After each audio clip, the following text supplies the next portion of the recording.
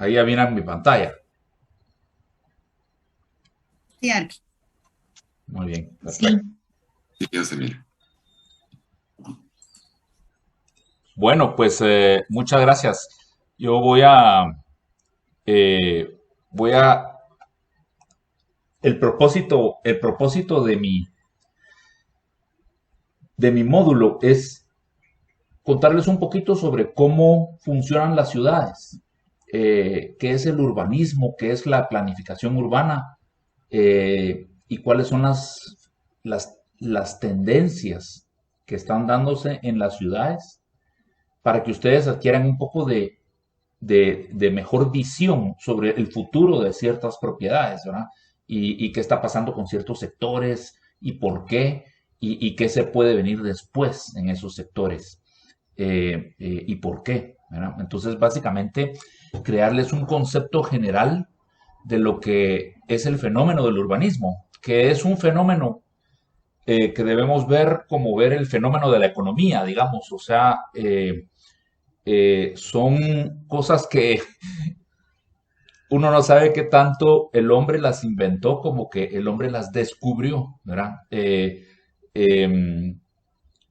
y no sabe uno qué tanto el hombre las domina o dominan al hombre, ¿verdad? Entonces, el urbanismo es algo que en realidad se da desde que el hombre deja de ser nómada. Es una de las, hay quienes dicen que la ciudad es una de las invenciones más importantes que el hombre hizo, y una de las más antiguas, junto con la agricultura, ¿verdad? Son básicamente hermanas gemelas, la agricultura y la ciudad. Entonces, básicamente el hombre deja de ser nómada, decide establecerse en un lugar para cultivar y poder predecir un poco mejor sus patrones de alimentación, ¿verdad? Básicamente empezar a tener más certeza sobre su futuro a través de la agricultura, pero eso le implica también empezar a radicar en un lugar y a echar raíces, ¿verdad? Literalmente echar raíces, y entonces empiezan a organizarse.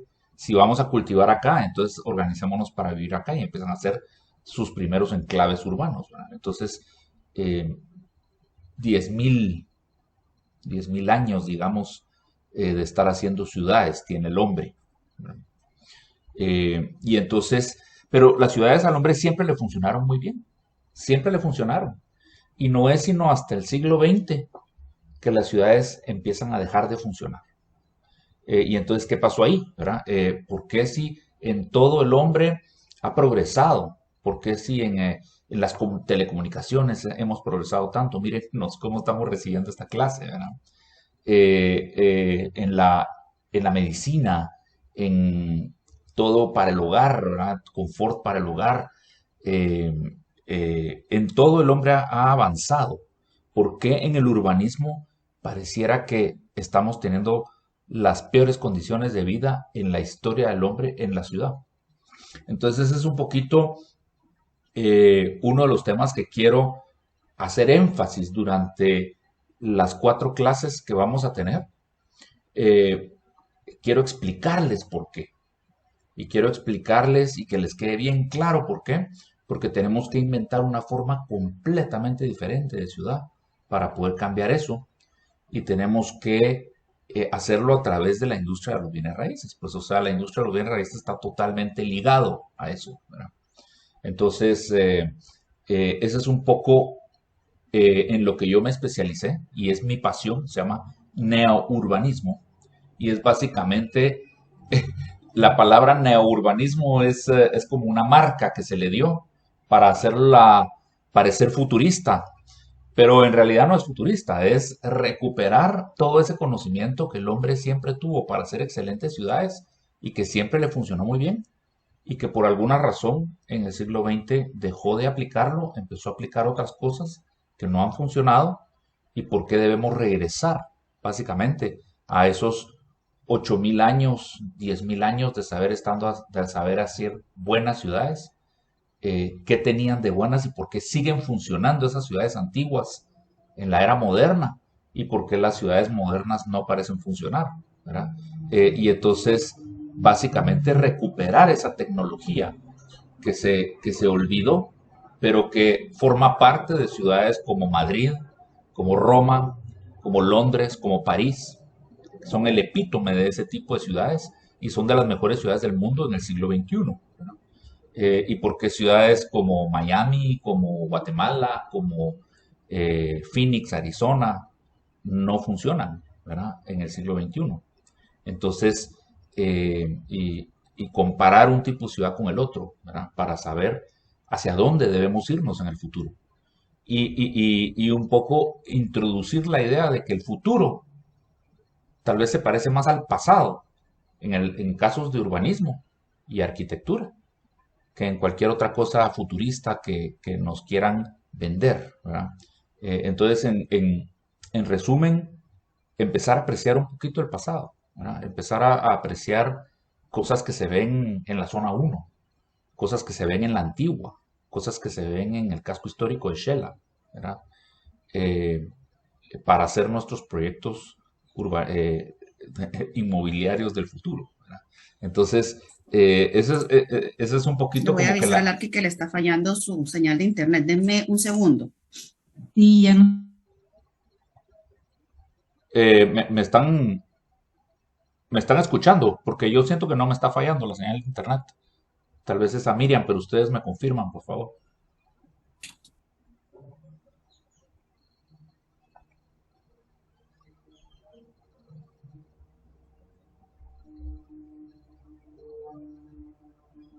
Recording in ¿Alguna duda sobre el progress. material que les compartí?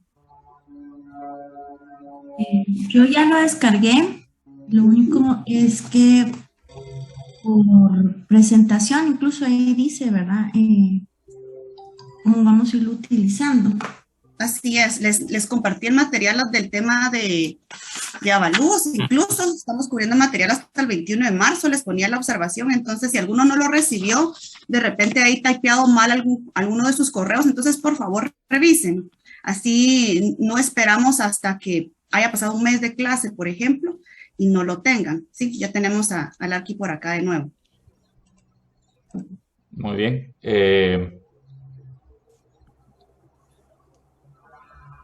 Entonces un poco ¿sí me escuchan? Sí. Sí, Arqui. Ok. Sí. Sí, sí, se le escucha. Entonces un poquito, eso es como que el tema que tenemos que retomar, porque cosas del pasado parece que son un poco más la solución que cosas que estamos siguiendo tratando de inventar futuristas, ¿verdad? ¿Por qué debemos empezar a valorar cosas que se veían en el pasado y por qué debemos recuperar ciertos ingredientes de los productos inmobiliarios del pasado para hacer los productos inmobiliarios del futuro, ¿verdad? Sobre todo en lo que es la planificación urbana, o sea, la planificación urbana y el uso del territorio. Y pensar que el territorio es un producto escaso, es un recurso escaso, es un recurso limitado. Y tenemos que utilizarlo con mucho cuidado para no desperdiciarlo, ¿verdad? Entonces, un poquito lo que tengo que hacer es contarles una breve historia del urbanismo para que vayan formando criterio de qué pasó con las ciudades eh, y, y- y por qué estamos como estamos. Entonces, las ciudades eran muy comprensibles en casi toda la historia de la humanidad. La humanidad tiene, cabal, como les decía, unos 10, 12 mil años de estar haciendo ciudades durante toda esa época. La vocación económica del hombre fue agrícola, ¿verdad? Es decir, se ganaba dinero con la agricultura. Entonces las ciudades eran como de cientos de miles de habitantes como mucho y tenían campos agrícolas a su alrededor y cuando uno las miraba en el horizonte pues eran muy comprensibles, se entendía perfectamente qué ciudad era y dónde quedaba la ciudad, dónde comenzaba y dónde terminaba la ciudad. También cuando uno la miraba, miraba que estaba compuesta por arquitectura muy clara, la arquitectura religiosa parecía arquitectura religiosa. La arquitectura estatal parecía arquitectura estatal, lo reflejaba.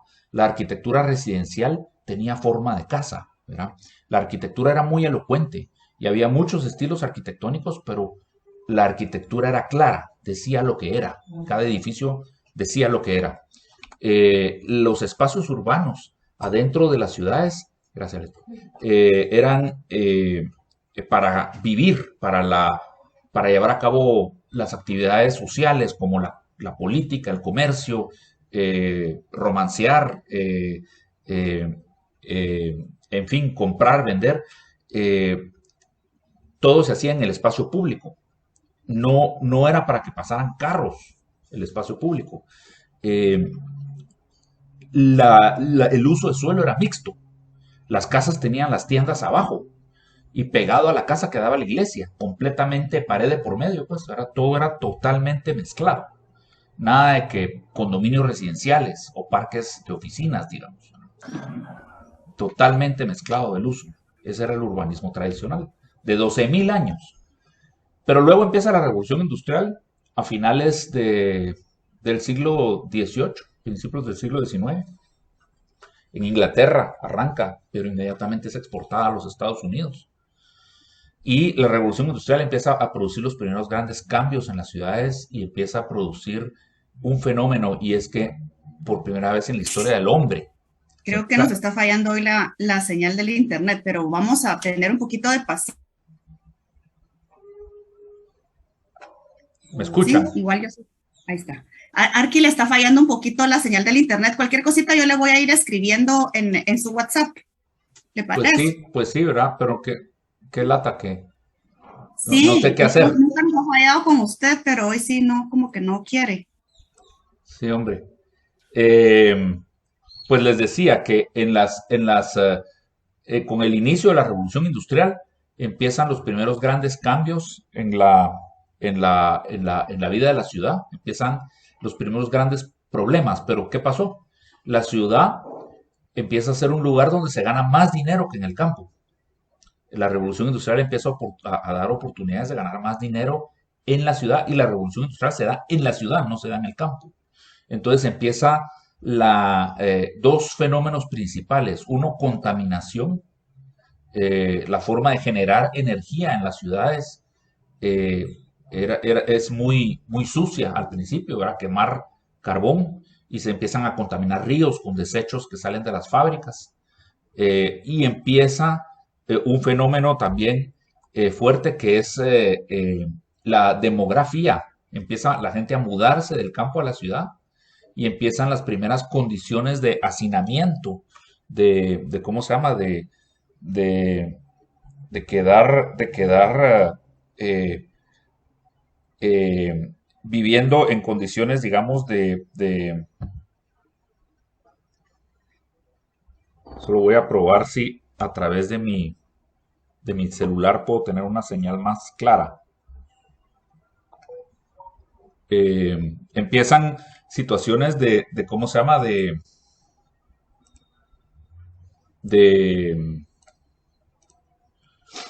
Ustedes me dicen si se pone más estable. Se está conectado.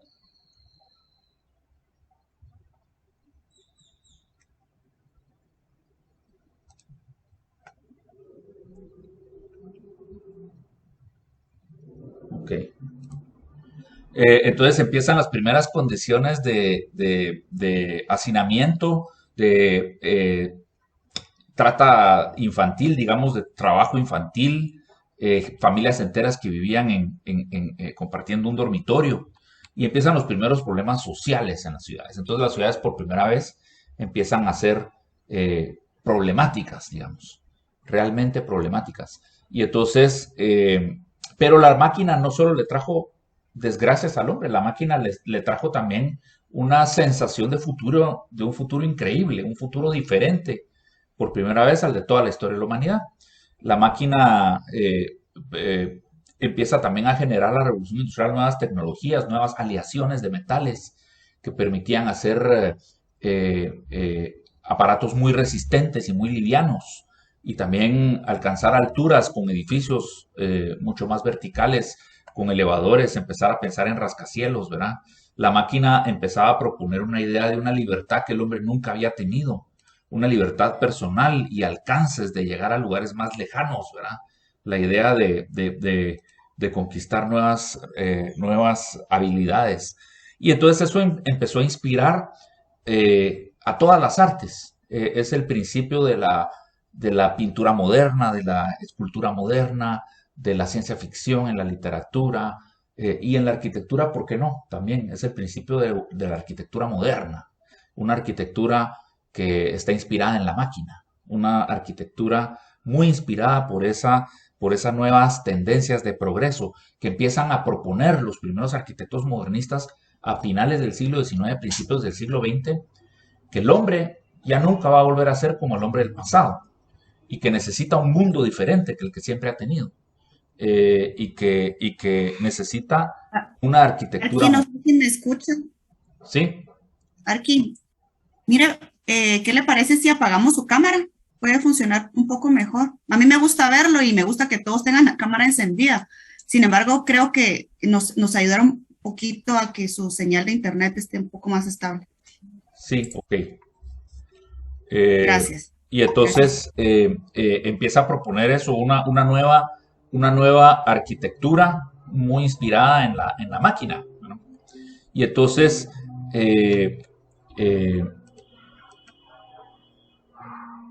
aquí, por ejemplo, ustedes ven una propuesta para una catedral hecha por Alberto Sartoris en principios de los años 30.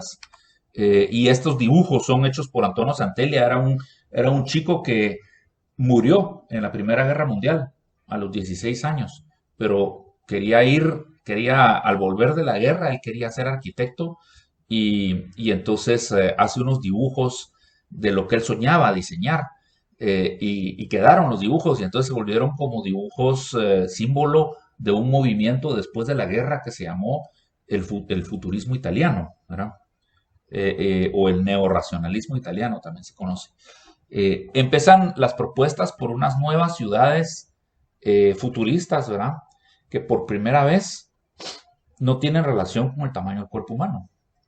Y ahí está el secreto del principio del fracaso del urbanismo. El hombre, durante esos 12.000 años de estar haciendo ciudades, aplicó una tecnología, un principio muy básico, y es ponerle atención al tamaño del cuerpo humano. Es lo mismo que hacemos cuando pensamos en diseñar una silla, un sofá, una mesa. Durante 12.000 años hemos hecho sillas, hemos hecho sillones, hemos hecho tronos, hemos hecho mesas, ¿verdad? Y todo eso tiene siempre, durante 12.000 años, ha tenido relación con el tamaño del cuerpo humano, en todas las culturas, en todos los continentes. La ciudad también lo tenía. La ciudad se diseñaba de un tamaño adecuado máximo, que tenía relación con el cuerpo humano. Ese tamaño adecuado máximo, se los voy a decir de una vez, es 1,5 kilómetros por 1,5 kilómetros. Una ciudad no debe ser más grande de 1,5 kilómetros por 1,5 kilómetros. Y en altura, unos 6 niveles, es lo que llegó a tener París y Roma, ¿verdad? 6 niveles los puede subir el hombre a pie todavía, perfectamente, 6, 7, hasta 8 niveles, digamos. Entonces una ciudad en su tamaño máximo no debe tener rascacielos, porque cuando uno ya le pone rascacielos ya se necesitan elevadores, ya se necesitan unas prótesis que el hombre se tiene que poner para poder usar cosas que ya le quedan demasiado grandes, ¿verdad? Entonces, y cuando la ciudad es más extensa, de 1,5 kilómetros por 1,5 kilómetros, entonces se necesitan las otras prótesis que son los automóviles, ¿verdad? Para poder dominar una ciudad que es más grande que lo adecuado para el tamaño del cuerpo humano. Ese tamaño máximo que una ciudad debe tener es el tamaño de la antigua Guatemala. La antigua Guatemala, por ejemplo, ya tiene 1,5 kilómetros de norte a sur por 1,5 kilómetros de este a oeste. Básicamente, cuando ustedes entran a la antigua Guatemala, por ahí por el Hotel Santo Domingo, y se la atraviesan entera hasta llegar a la Alameda Santa Lucía, que es donde está el Pollo Campero, digamos, del lado opuesto, eso tiene 1,5 kilómetros. Y eso es lo más grande que una ciudad debe ser. Y si ustedes están saliendo de Jocotenango y quieren ir a la salida hacia Ciudad Vieja, eso es también 1,5 kilómetros y eso es lo más grande que una ciudad debe ser. ¿Y qué pasa cuando ya se llena? Pues se funda otra, ¿verdad? Y se funda otra y se funda otra y pueden ser cercanas. Y ustedes por eso ven una genética de reproducción que se daba ahí en esta antigua Guatemala, Jocotenango, Pastores, Ciudad Vieja, San Felipe, todas con su iglesita y su placita central, Santa Ana. Ustedes miran como el mismo patrón de crecimiento que hay en la naturaleza. Todo en la naturaleza crece hasta alcanzar un tamaño adulto y se detiene, ya no crece más y empieza a multiplicarse. Todo en la naturaleza crece hasta alcanzar un tamaño adulto y luego empieza a multiplicarse. Lo mismo sucedía con el urbanismo. Las ciudades llegaban hasta un tamaño adulto y empezaban a multiplicarse. Entonces, cuando ustedes miran ciudades como París, como Londres, como Roma, lo que son es un conjunto de antiguas Guatemalas que se pararon juntando y formaron una gran metrópoli de 8, 9, 10 millones de habitantes, pero donde la gente tiene la misma calidad la misma calidad de vida que se tiene en la antigua, ¿verdad? Cuando ustedes viven en París, en el barrio latino, todo está ahí. Ahí están los colegios de los hijos, ahí están los supermercados, ahí están las oficinas. Uno no sale del barrio latino de París, sino es un par de veces a la semana que uno va a otro lado de París porque va a ir a la ópera o porque va a ir a visitar a un primo, pero uno no hace esas migraciones de varios kilómetros de distancia para ir a trabajar todos los días. Eso no se mira en esas ciudades que crecieron bajo los principios del urbanismo tradicional. Sin embargo, en las ciudades del urbanismo moderno, eso no se conoce, ¿verdad? Solo se usa el automóvil y sufrimos grandes pérdidas de tiempo y de dinero por estar atorados con el automóvil y es por el mal uso del territorio, ¿verdad? Entonces, digamos, esas ideas de esas primeras ciudades infinitas surgen en esas propuestas futuristas, digamos. Otra cosa que se empieza a ver es, por ejemplo, en esta imagen de arriba, ¿verdad? Dominaban las ideas comunistas, digamos, dominaban las ideas hegelianas. Hegel fue un filósofo alemán que planteó que la realidad no es como la percibimos. La realidad es una realidad virtual que está creada por un ente mayor que es el universo y entonces él proyecta esta realidad que nos hace pensar que estamos acá, que tenemos ojos, que tenemos brazos, que tenemos pelo. En realidad somos como unas bacterias, ¿verdad? Que formamos parte de este cerebro, somos células adentro de este cerebro gigante que es el universo y él es el que está desarrollándose. Nosotros somos solo células adentro de él. Entonces, él es el que inventa y proyecta esta realidad, pero esta realidad no es real. Entonces, bajo esa filosofía que se puso muy de moda a finales del siglo XVIII, a principios del siglo XIX, empiezan a surgir muchas otras tendencias en la política. Por ejemplo, el fascismo, el nazismo, el comunismo, o sea, el marxismo, son filosofías totalitarias, filosofías donde el ente mayor, que es el Estado, es más importante que las células o que el individuo, ¿verdad?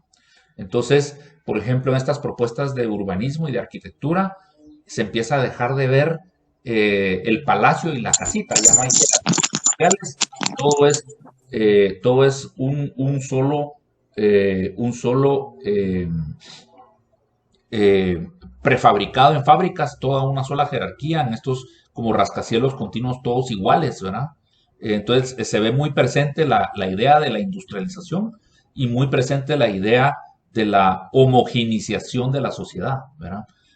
Pero si se fijan en los dibujos, pues ya se empiezan a plantear unos bulevares muy anchos y un medio personalizado, mecanizado de transporte, ¿verdad? Como parte de las perspectivas, ¿verdad? Por ejemplo, es el plan de la ciudad radiante de París, que es una propuesta por Le Corbusier, uno de los 4 padres de la arquitectura moderna, que dice que París es una de las ciudades más densamente habitadas de Europa, pero que esos callejones medievales que tiene son obsoletos.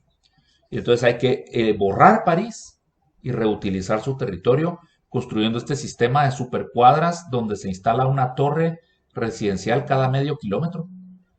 Son torres de 100 pisos de altura, completamente residenciales.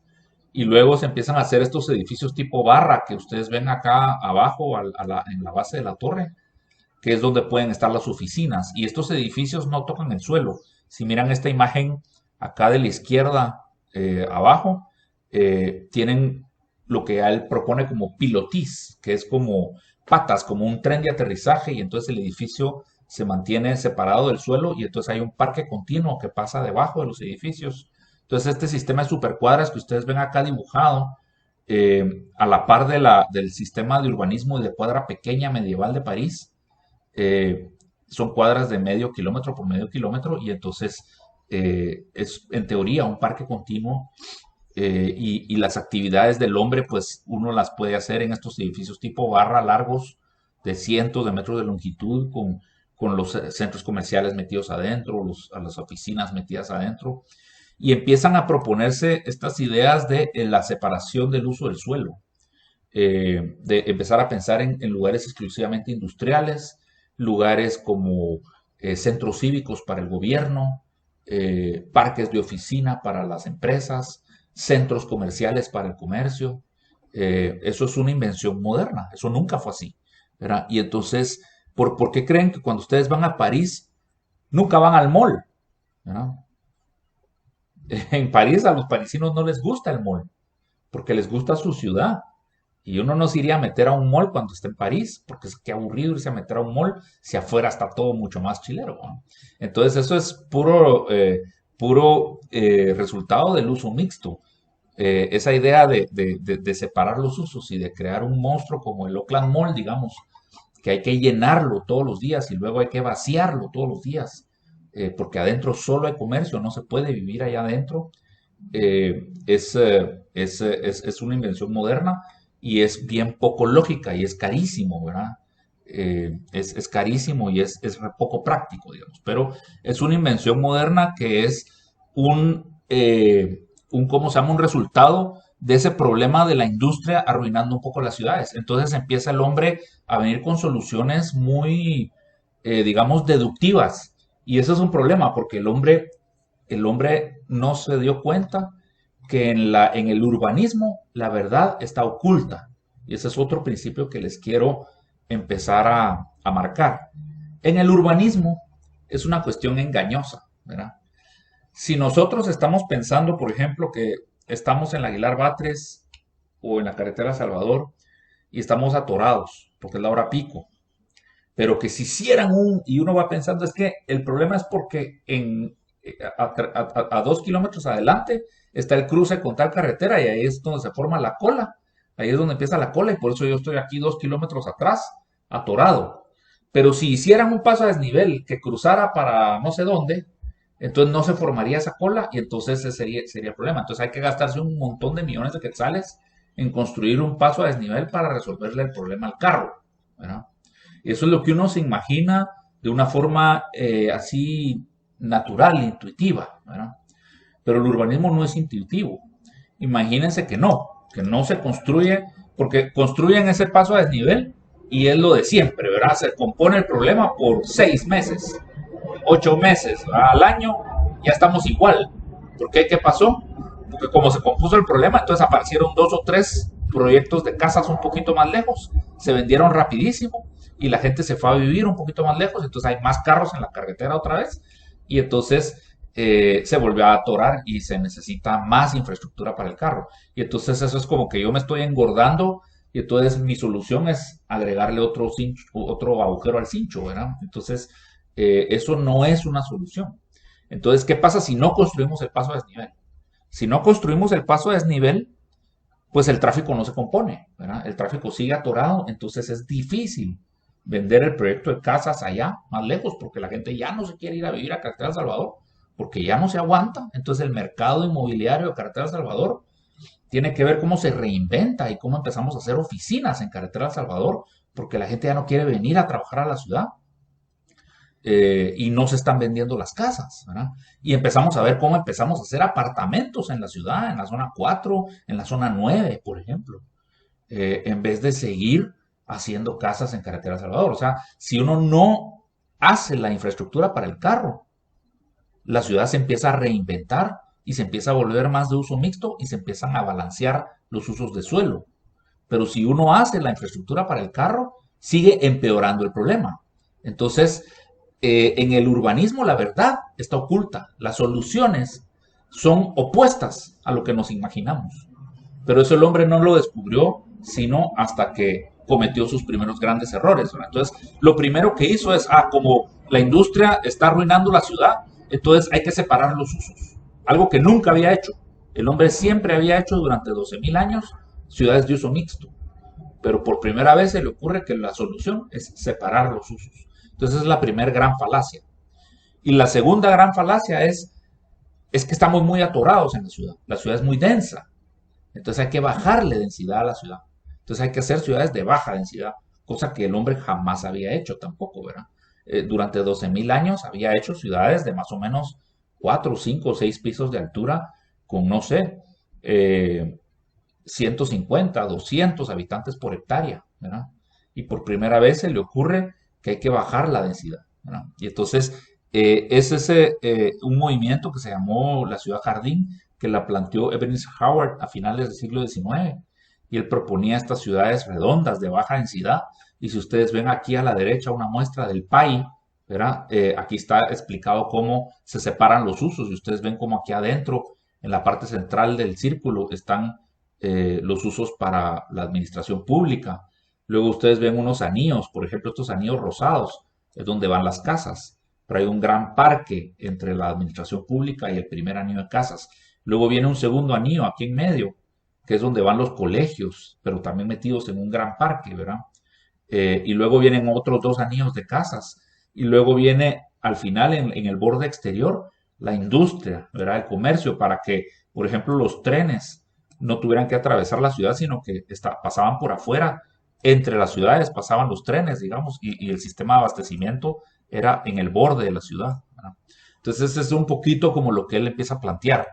Expartir ciudades de uso mixto metidas entre lo verde, entre el campo. Entonces estaba batallando 2 cosas que por primera vez fueron problema. Estaba batallando la contaminación, el impacto de la industria pesada metida dentro de la ciudad. Y estaba batallando el hacinamiento social, ¿verdad? La alta densidad, que nunca fue problema, sino hasta que se empezó a volver de hacinamiento social por causa de la demanda excesiva de mano de obra de las fábricas en las ciudades, ¿verdad? Entonces empiezan los pensadores, también este es Frank Lloyd Wright, en Estados Unidos, el estilo más cowboy, digamos, empieza a plantear, es otro de los 4 padres de la arquitectura moderna, él empieza a plantear una arquitectura que se mezcla con el paisaje, un urbanismo que, por ejemplo, si ustedes miran la imagen de acá, de la izquierda hasta arriba, él empieza a decir el tamaño mínimo de terreno, de partición de terreno, debe ser de 1 acre, ¿verdad? No deben dividirse los terrenos más pequeños que 1 acre. Y entonces, en ciertas intersecciones de 2 autopistas, podemos zonificar un terreno como comercial, y luego el hombre puede vivir en estos silos verticales como rascacielos exclusivamente residenciales, así dejamos verde todo lo demás para la agricultura.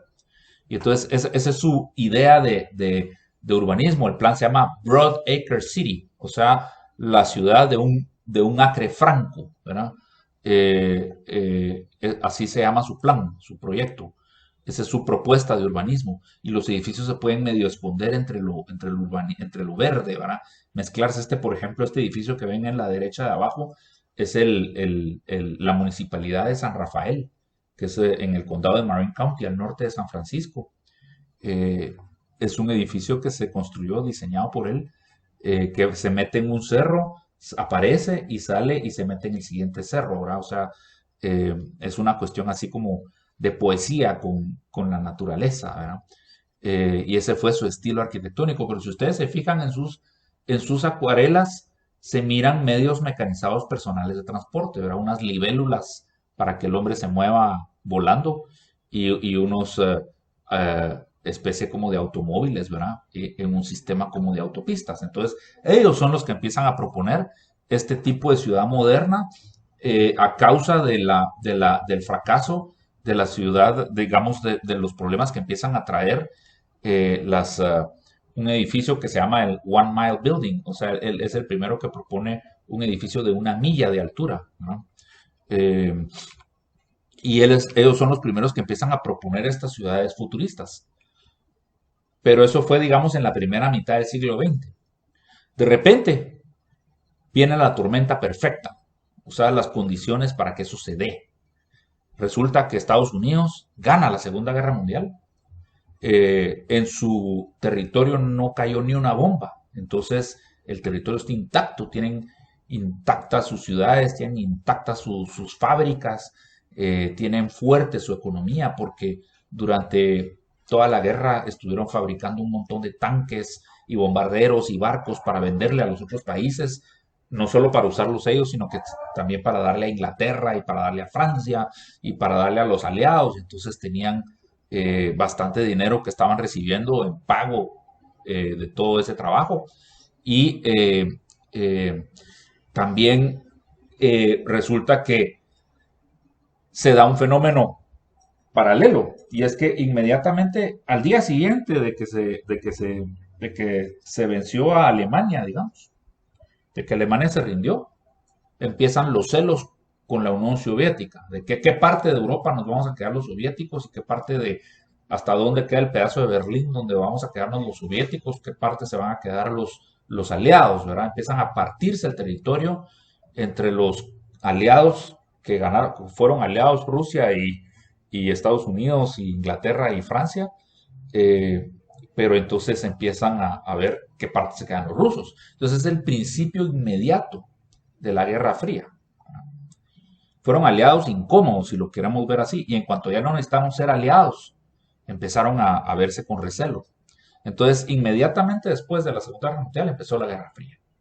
Entonces, en los años 50, cuando era presidente Eisenhower, el Pentágono le propone un proyecto federal, y es que necesitan crear un gran proyecto federal, porque precisamente como ya no se necesitan fabricar barcos y tanques y bombarderos, entonces el gobierno federal empieza a dejar de gastar dinero en la economía, y eso empieza a anunciar una recesión. Entonces necesitan inventar otro gran proyecto federal para seguir gastando dinero del gobierno en la economía. Y entonces el Pentágono le propone, ok, hagamos el sistema interestatal de autopistas, porque necesitamos un sistema robusto de comunicación para poder mover grandes cantidades de maquinaria bélica en un momento dado, o grandes cantidades de población en un momento que se dé una invasión o un ataque de los rusos. Entonces nosotros debemos reforzar nuestro territorio estratégicamente con un sistema robusto de carreteras. Y empieza el sistema interestatal de autopistas en los años 50. Empieza a construirse esos highways que caracterizan a los Estados Unidos y solo a los Estados Unidos, ¿verdad? Y entonces empieza esa cultura americana completamente casada con el automóvil, el suburbio americano, los autoservicios, ¿verdad? Esa idea de los Jetsons, ¿verdad? Del futuro, los carros, y miren los carros, aquí están los carros con sus alitas en la parte de atrás y con sus luces traseras que parecen como propulsores, como platillos voladores, los carros, ¿verdad? Y empieza esa idea del futurismo, del futurismo y esa idea de que la ciudad moderna es el futuro, y empieza una adicción a una heroína, digamos, que es el petróleo, que es una forma muy barata de generar energía, o de una forma muy práctica también de almacenar energía, ¿verdad? Es decir, ustedes agarran un bote plástico y van a una gasolinera y compran un galón de gasolina, y lo pueden llevar en la mano.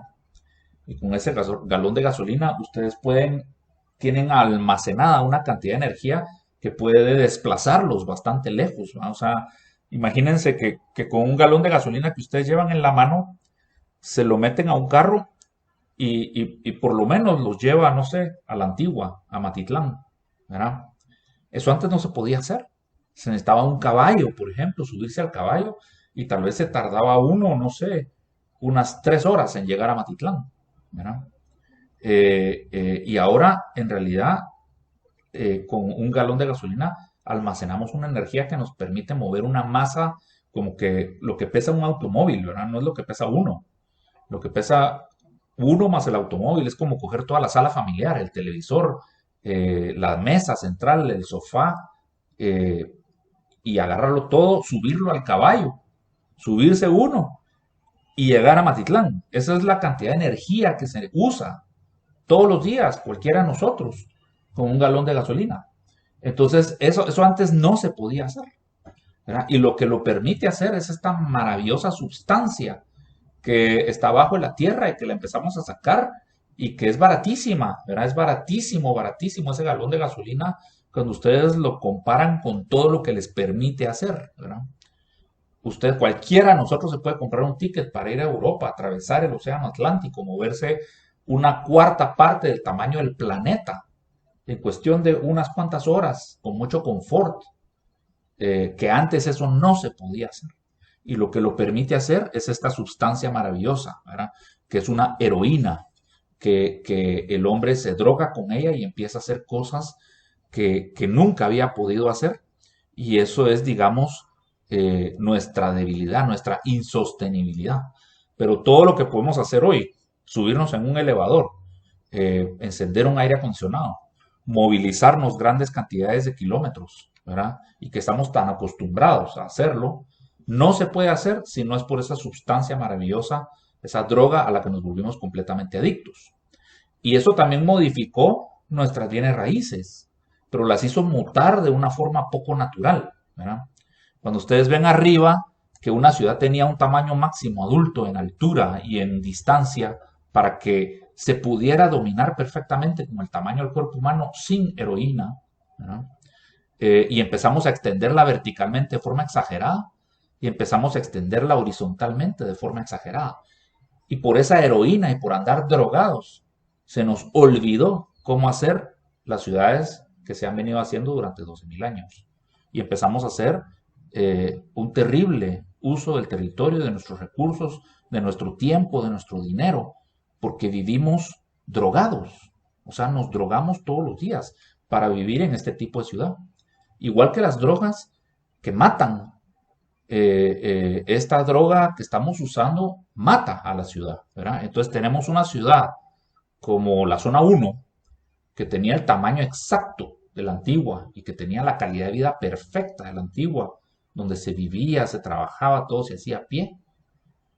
La rodeamos con suburbios y la destruimos, ¿verdad? La zona 1 ya no queda nada, ¿verdad? Es un montón de estacionamientos de piedrín. Hemos destruido todas nuestras casas patrimoniales de la zona 1.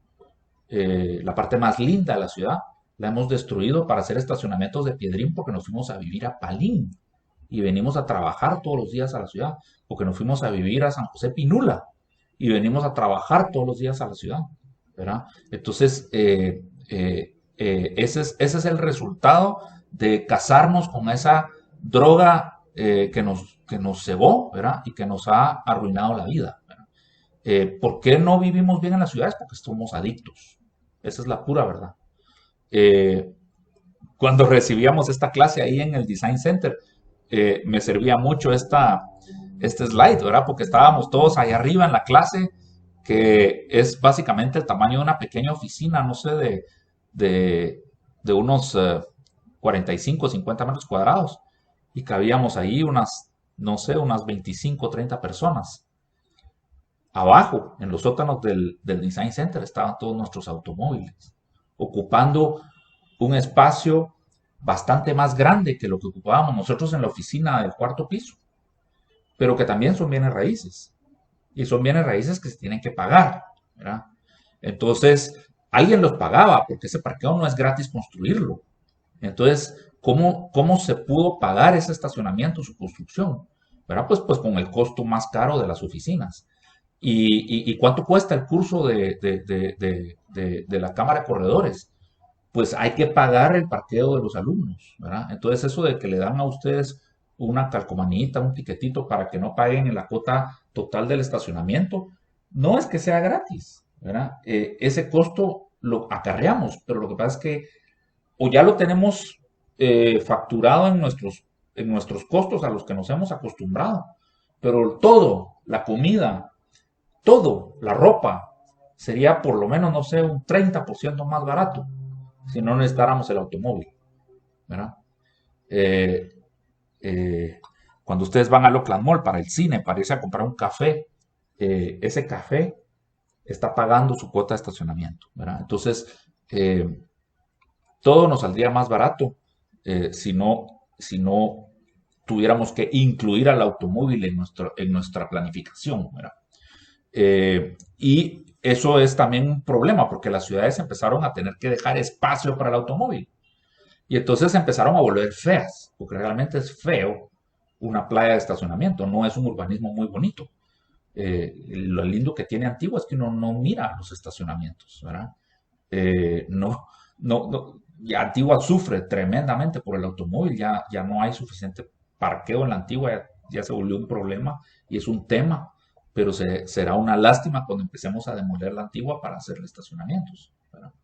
Entonces, eso es lo que sucede, ¿verdad? Y esa ciudad donde en una distancia que uno podía caminar, había mucho más edificios pegados, como en la imagen de la izquierda, ¿verdad? Y entonces uno caminaba y visitaba y pasaba saludando al vecino y pasaba frente a ventanas y frente a vitrinas y era muy agradable caminar en ese urbanismo. Se ha vuelto un urbanismo donde no queremos caminar, porque por ejemplo, si ustedes miran la imagen de la derecha, a mí esto me recuerda a Las Majadas. Ustedes van a Las Majadas. Las Majadas los expertos en comercio consideran Las Majadas como el epicentro, digamos, comercial del Valle de Guatemala. Ahí en la intersección del Periférico y la Roosevelt, si ustedes se paran ahí y voltean a ver 360 grados a su alrededor, hay como que la misma cantidad de quetzales a todo alrededor de ustedes. Ese es el centro, digamos, de la distribución del dinero, ¿verdad? Entonces, por eso es que ustedes ahí miran que hay un centro comercial tras otro y a todos les va bien, ¿verdad? Ese es como que el lugar donde más se vende, ¿verdad? Y entonces, pero ustedes van a Las Majadas y ustedes le sacan una foto satelital a Las Majadas y se dan cuenta que se parece más a la foto de la derecha que a la foto de la izquierda. Y ustedes dicen, pero si ahí es el centro demográfico de la ciudad, no debiera ser esa la parte más densa de la ciudad, con los rascacielos más altos y con la menor cantidad de suelo desperdiciado.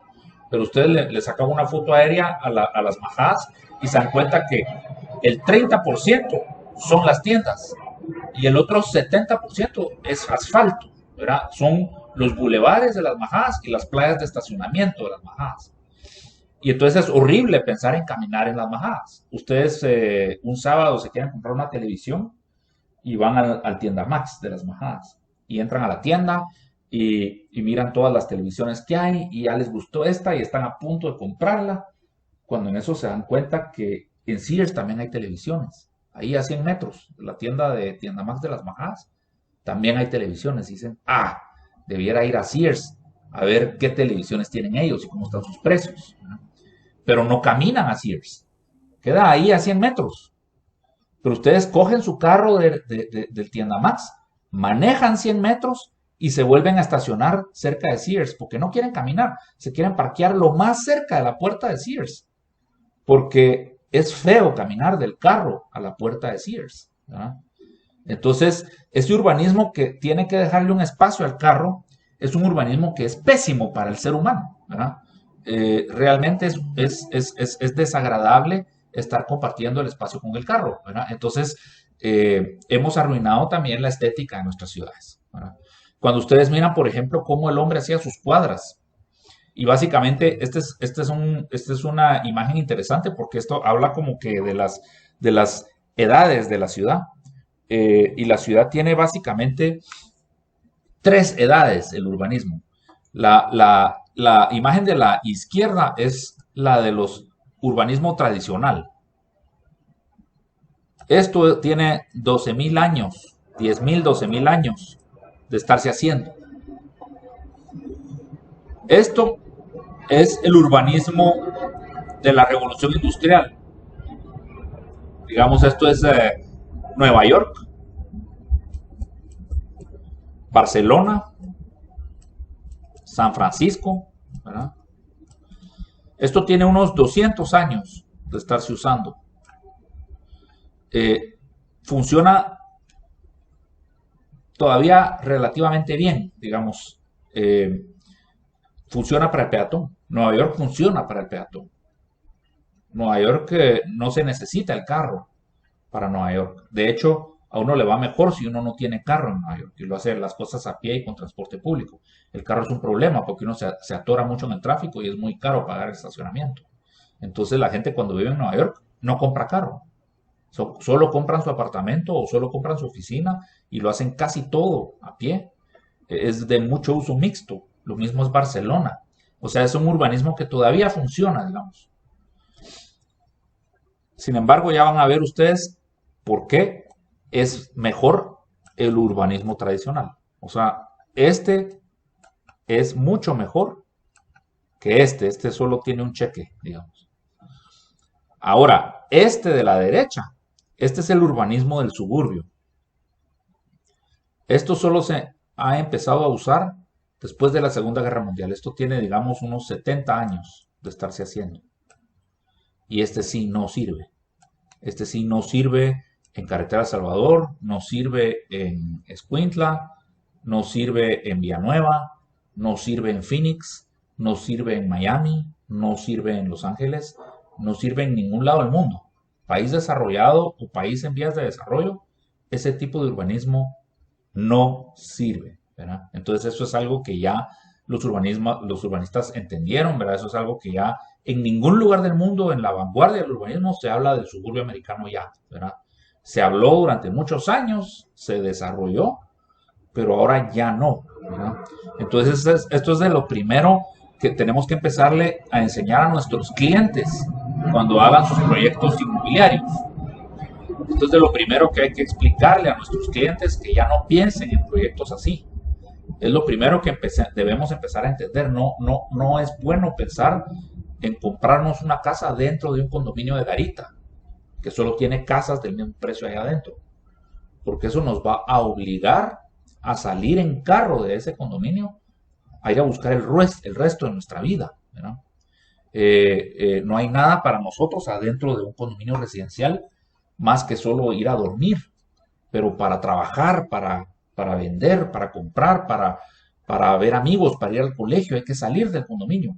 Entonces eso nos obliga a usar un automóvil, ¿verdad? Y nos obliga a salir a ese mundo de afuera, que es horrible, y que es inseguro, y que es insoportable, ¿verdad? Entonces es una forma bien tonta de seguir haciendo la ciudad. Entonces ese es un poquito como que otro de los grandes, digamos, principios centrales que tenemos que empezar a entender, porque tenemos que reinventar cómo hacemos nuestras bienes raíces para empezar a producir un urbanismo más sostenible. Esta, por ejemplo, es una imagen de Baltimore, a las afueras de Maryland, ¿no? Pero puede ser cualquier parte de los Estados Unidos. Puede ser, es genérico, los Estados Unidos siempre es igual, digamos. Y aquí ustedes ven, por ejemplo, en esta esquina de acá, este es R2 para apartamentos. En esta esquina de aquí arriba es R1 para casas, ¿verdad? Acá ustedes tienen un centro comercial. Acá tienen un parque de oficinas, ¿verdad? Entonces yo vivo acá y el complejo de apartamentos me tiene un par de espacios de automóvil para que yo me parquee frente al apartamento. Yo quiero ir a esta tienda y vivo en este apartamento, pero yo no puedo caminar de aquí para acá porque aquí hay rejas, hay unas zanjas de drenaje, ¿verdad? Hay muchos obstáculos para que yo pueda caminar de aquí para acá. Entonces camino a mi carro, me subo a mi carro, manejo, paso por el paso a desnivel y vengo y me estaciono. Entonces me tienen que guardar un espacio de estacionamiento aquí frente a la tienda, ¿verdad? Y luego quiero ir a trabajar. Entonces cojo mi carro, manejo, paso unos cuantos semáforos, tal vez un paso a desnivel, y vengo y me estaciono aquí para entrar a trabajar a pie, ¿verdad? Entonces ustedes se dan cuenta que estas distancias son distancias que se podrían dominar a pie, pero ya no diseñamos para apuntarlas a pie, ¿verdad? Es el fenómeno de las majadas. O sea, en todo el suburbio americano está diseñado solo para manejarlo. No se puede caminar. Cuando ustedes miran, por ejemplo, el diseño de la zona 14, el tamaño de cuadras de la zona 14 es gigantesco. Son cuadras demasiado grandes. Entonces, uno ya no camina. Yo viví muchos años, viví atrás de Europlaza. en un edificio de apartamentos que queda a espaldas de Europlaza, digamos. Y yo tenía que ir a una reunión a Europlaza y como no hay una calle que comunique, y uno le tiene que como que dar la vuelta a toda esa cuadrota enorme, ¿verdad? Y tiene que irse por ahí por donde venden las flores cuando uno atraviesa los arcos, el arco del acueducto, y uno llega a un punto donde venden las flores y uno tiene que darle la vuelta a toda esa manzana y no es muy bonita porque el terreno está vacío, es un terreno vacío donde a uno no le gusta caminar al lado de paredes y rejas y cosas que no tienen ventanas y que no tienen vitrinas, ¿verdad? Caminar en el antiguo es muy bonito, caminar en Europa es muy bonito y uno camina por horas en Europa, ¿verdad? Pero uno no quiere darle la vuelta a esa cuadra de Europlaza porque uno siente que lo van a asaltar, ¿verdad? Y no es una agradable experiencia darle la vuelta a esa cuadra. Entonces uno está en el apartamento y uno pensaba, yo me la pensaba, si caminaba o si cogía el carro y me iba en carro, ¿verdad? Se los juro que yo hacía la evaluación. ¿Será que me voy a pie o será que me voy en carro? ¿Cuánto me va a tardar en ir a pie? Y a veces iba a unas reuniones en Plaza Marítima, que es en la esquina con la 20 calle, ahí, de Europlaza, ¿verdad? Y de mi apartamento. Y pensaba uno, ¿será que me voy a pie o me voy en carro? ¿Verdad? Eso es absurdo, ¿verdad? Que uno piense en manejar de la tienda ¿cómo se llama? De la tienda de Tienda Max ¿cómo se llama? A, a Sears, simplemente por el mal diseño urbano, por estar haciendo un urbanismo que no toma en cuenta al hombre. Y ese urbanismo lo empezamos a hacer con el centro cívico. O sea, si ustedes se ponen a pensar, el centro cívico, y si cogemos el centro cívico desde el Teatro Nacional, empieza, digamos, desde el Teatro Nacional hasta los parques del ferrocarril, hasta los patios del ferrocarril, incluyendo donde está el edificio Finanzas, esos son 60 manzanas de extensión. 60 manzanas de extensión es la mitad de la antigua Guatemala. Y es una cuarta parte de la zona 1. Entonces imagínense todas las casas, todo el producto residencial de uso mixto que no pudimos meter en todas esas 60 manzanas por haber hecho el centro cívico, ¿verdad? Y el centro cívico es un movimiento de arquitectura de los años 50 que ponía a Guatemala a nivel de los países más modernos del mundo. Si se fijan en el diseño del Banco Guatemala, y yo les voy a contar una historia, ¿va? Mi papá construyó el Banco Guatemala, mi papá era el socio del arquitecto Jorge Montes. El arquitecto Jorge Montes con Roberto Urruela hicieron ¿cómo se llama? El plan maestro del centro cívico, y Pelayo de Arena diseñó la Municipalidad de Guatemala, y eran los grandes arquitectos de esa época. Mi papá no era arquitecto, mi papá era ingeniero, pero fue socio toda la vida de Jorge Montes, y era un ingeniero que prácticamente era arquitecto, le fascinó siempre la arquitectura y le encantó solucionarles los asuntos a los arquitectos para que pudieran construir sus obras. Entonces lo amaban los arquitectos porque siempre ha habido una riña entre arquitectos e ingenieros porque los ingenieros alegan que los arquitectos diseñamos cosas que no se pueden construir. Y los arquitectos alegamos que los ingenieros tienen una mente cuadrada y que todo lo hacen feo. Y entonces a mi papá los arquitectos lo adoraban porque a él les gustaban sus diseños y entonces él trataba de resolverles cómo pudieran construir. De hecho, mi papá fue el que desarrolló la técnica para poder hacer los murales en la fachada del Banco de Guatemala.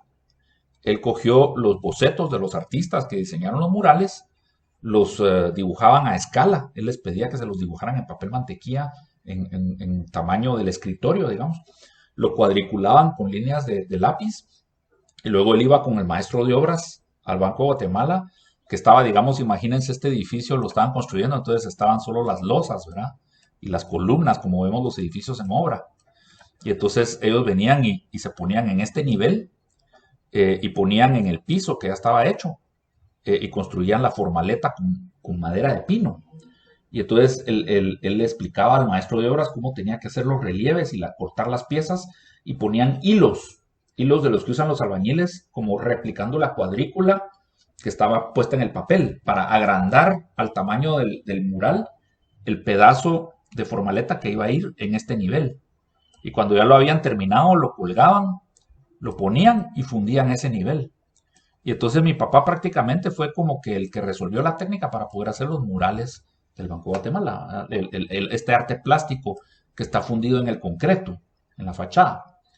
Eh, entonces yo tengo una relación de amor, digamos, hacia el centro cívico porque representa uno de los grandes triunfos y grandes cosas de Guatemala y de mi papá. Pero como urbanismo, es pésimo. El centro cívico realmente es un pedazo que no es agradable estar ahí, ¿verdad? No son lindas plazas. Es más bonito estar en el parque Morazán o estar incluso en el parque central de la zona 1 o en el parque Concordia, digamos, en la zona 1 que estar en la plaza del Banco de Guatemala o que estar en la plaza de la municipalidad, ¿verdad? Estos no son lugares urbanos agradables, no vive nadie acá. Son 60 manzanas que hay que llenarlas todos los días a las 8 de la mañana y hay que vaciarlas todos los días a las 5 de la tarde y son difíciles de cuidar y es un desperdicio de territorio, digamos. Si se fijan, es cabal celebrando esa idea de Le Corbusier de los edificios con pilotis, con tren de aterrizaje, ¿verdad? Y entonces el edificio no toca el suelo, ¿verdad? Y entonces es ese concepto de tratar de hacer el parque continuo. De hecho, cuando a uno le explican, porque Jorge Montes nos contaba cuál era el concepto cuando ellos diseñaron el centro cívico, ellos decían, las oficinas de la municipalidad empiezan en el tercer piso para arriba. Todo el lobby de vidrio de la municipalidad era abierto al público. La idea era que uno iba en las noches, iba a salir a pasear al centro cívico. Y entonces iba a entrar y salir de los edificios, y los edificios tenían los murales de los artistas de Mérida y todo, porque los edificios iban a estar abiertos al público, esos primeros niveles. O sea, era que precisamente el concepto de Le Corbusier, de ese parque continuo que pasaba debajo de los edificios. Nunca fue así. Desde que tomaron posesión las autoridades, cerraron la puerta de vidrio y la abren y la cierran todas las mañanas y la cierran en las tardes. Pero la idea, el diseño del centro cívico no era así. El diseño era que los lobbies eran permanentemente abiertos para toda la sociedad y las oficinas empezaban del tercer piso para arriba, ¿no?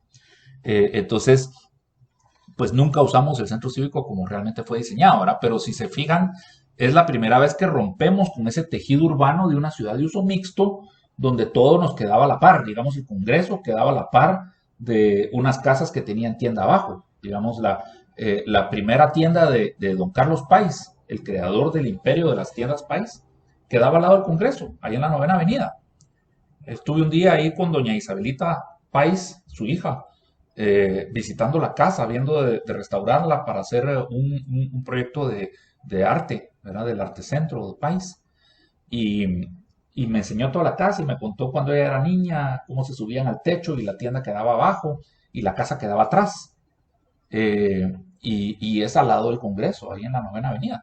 Entonces, así era nuestra ciudad, el Congreso, la Facultad de Medicina, ahí era en el Paraninfo Universitario, en la 2ª Avenida, la Casa Presidencial, la Catedral, con casas al lado, ¿verdad? Entonces, todo era totalmente uso mixto, como vemos las iglesias pegadas a las casas en Antigua. Y es por primera vez en el centro cívico que empezamos con la idea de esa ciudad futurista de los años 50 dedicada al automóvil y del modernismo americano, ¿verdad? Y empezamos después a construirle suburbios a la ciudad, porque cuando ustedes piensan en la zona 9, en Tivoli, en la zona 10, en Santa Clara, todo fue suburbios. Ya no crecimos replicando la ciudad, crecimos extendiéndola, ¿verdad? Entonces, venirse a vivir a los chalets de la zona 9 era irse a vivir a las afueras de la ciudad, irse a vivir al suburbio y empezar solo a venir a manejar para venir a trabajar a la zona 1, ¿verdad? Y entonces al principio pues había 2,000 carros en todo Guatemala, entonces el señorón se iba a su chalet de la zona 9, hacía su almuerzo, hacía su siesta, se subía a su carro a las 3 de la tarde y regresaba a estacionarlo frente a la oficina de la zona 1 porque había espacio para parquear en la calle, ¿no? Un poquito como empiezan a hacer los antigüeños, ¿verdad? Que se van a vivir a los condominios de Garita ahí por San Juan del Obispo y regresan a la tienda en la tarde, ¿verdad? Y se parquean frente a la tienda porque digamos un miércoles pues no hay capitalinos en la Antigua, entonces digamos que hay espacio para parquearse en la calle, ¿verdad? Y entonces así fue la zona 1 en los años 50, ¿verdad? Y así fue la ciudad en los años 50, cabal como es la antigua ahorita. Entonces, ¿qué empieza a decir eso? Que si seguimos haciendo de los bienes raíces como los estamos haciendo alrededor de la antigua, vamos a matar a la antigua, ¿verdad? Entonces tenemos que empezar a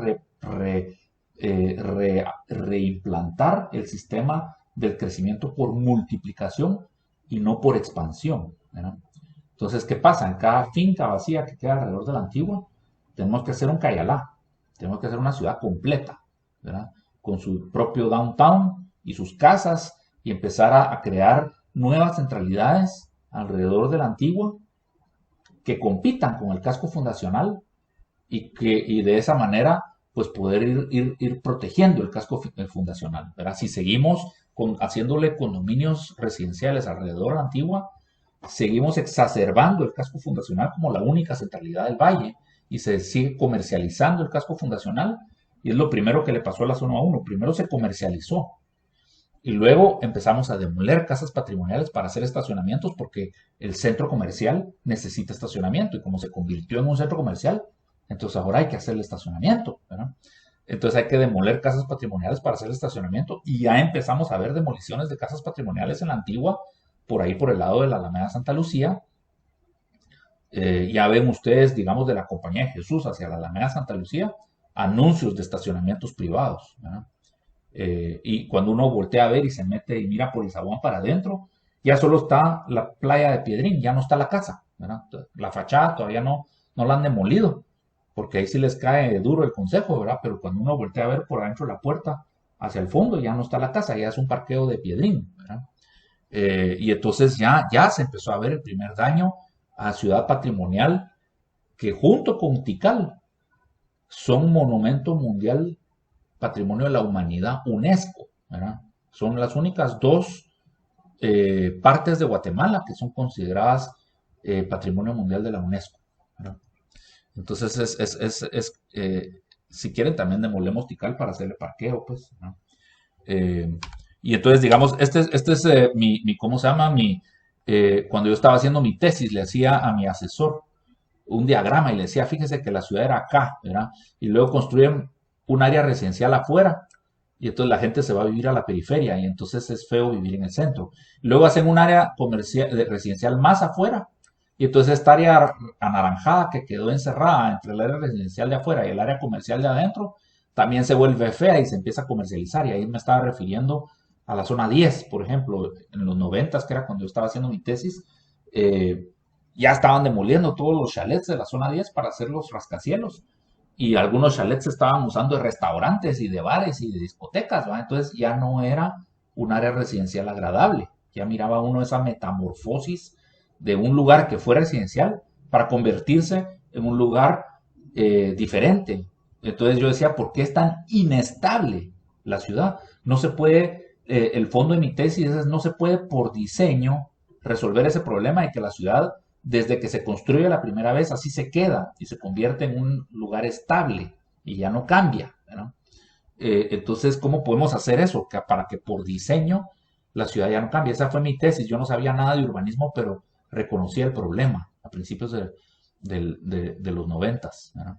Y entonces, como parte de mi tesis y de mi investigación de tesis, me conseguí esta gráfica, que fue una proyección que le hizo el gobierno japonés, la cooperación japonesa JICA, al alcalde Berché, cuando el conejo era alcalde, le proyectó que para el año 2010 la ciudad ya iba a llegar al lago de Amatitlán, ¿verdad?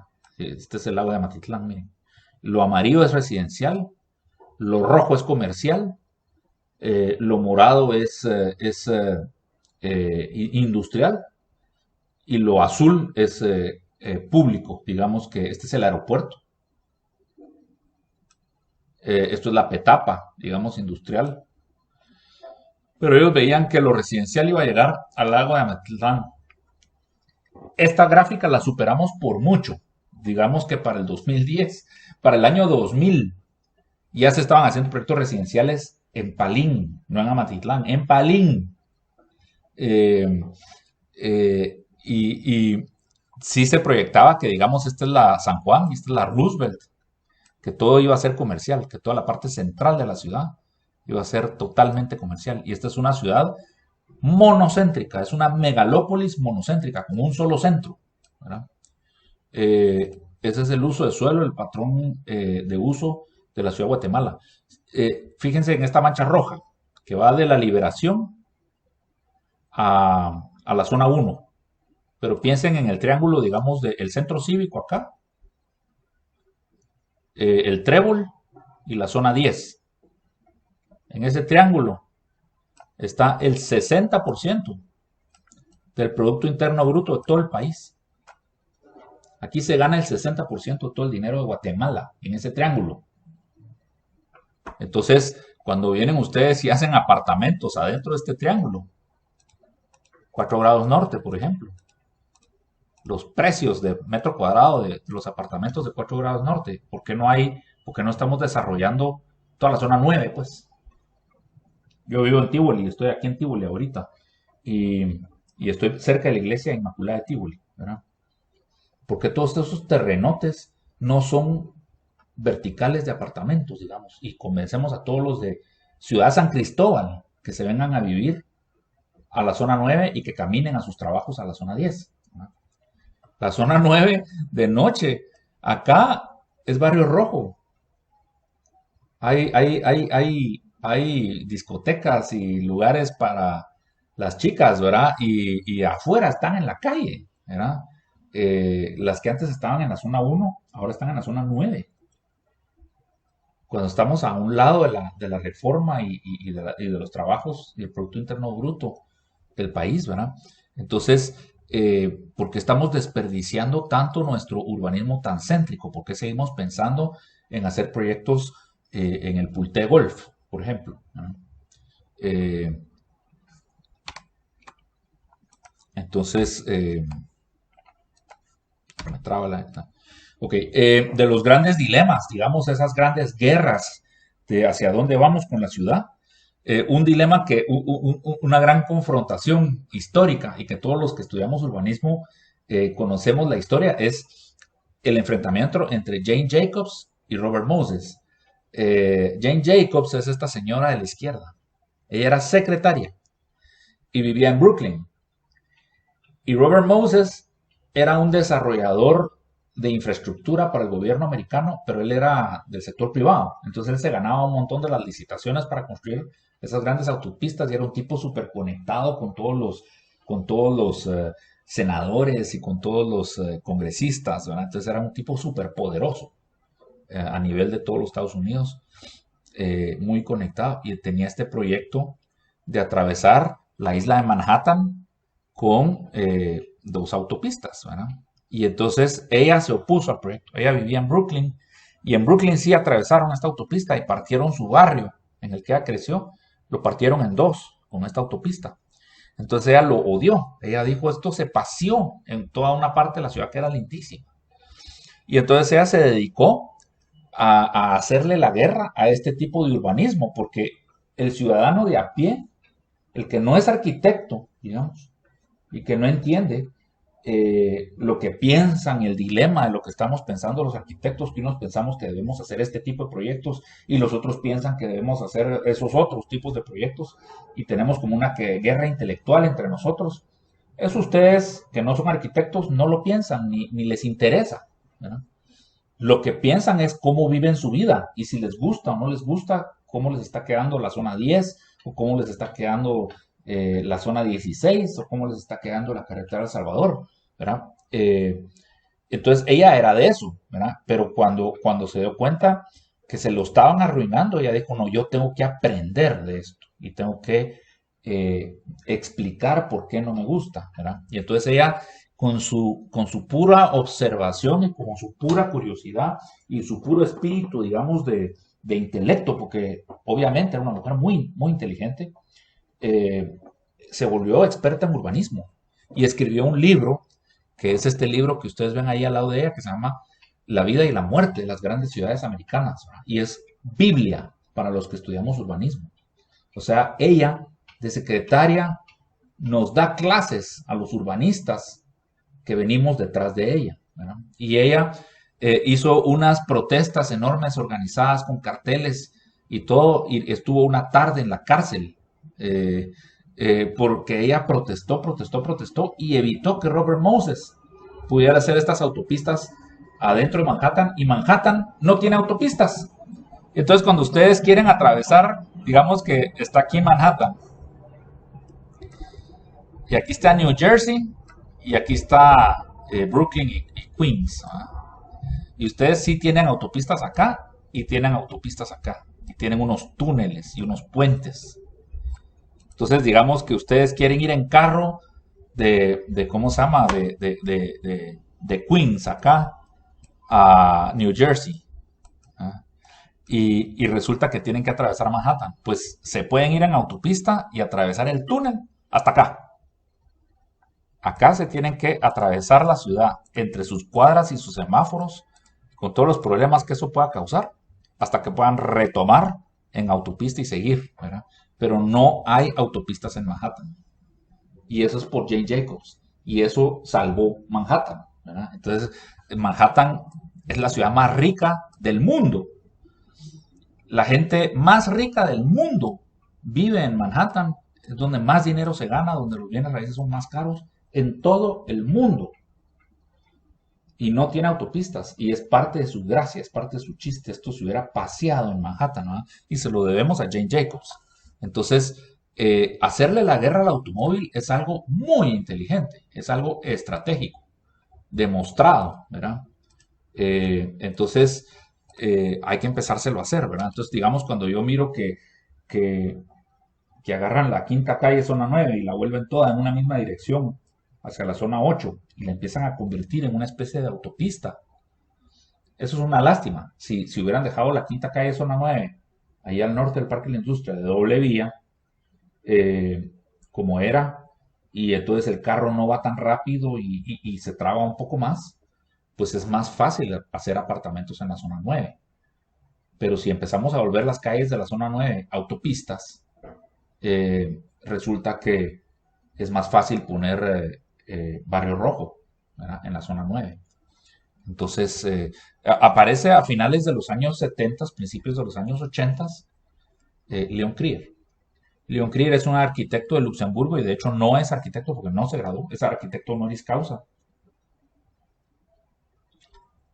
Él no se graduó de arquitecto porque se peleó con sus profesores y su facultad, y entonces se fue a vivir a Londres y se fue a trabajar para un arquitecto en Londres que se llamaba James Stirling.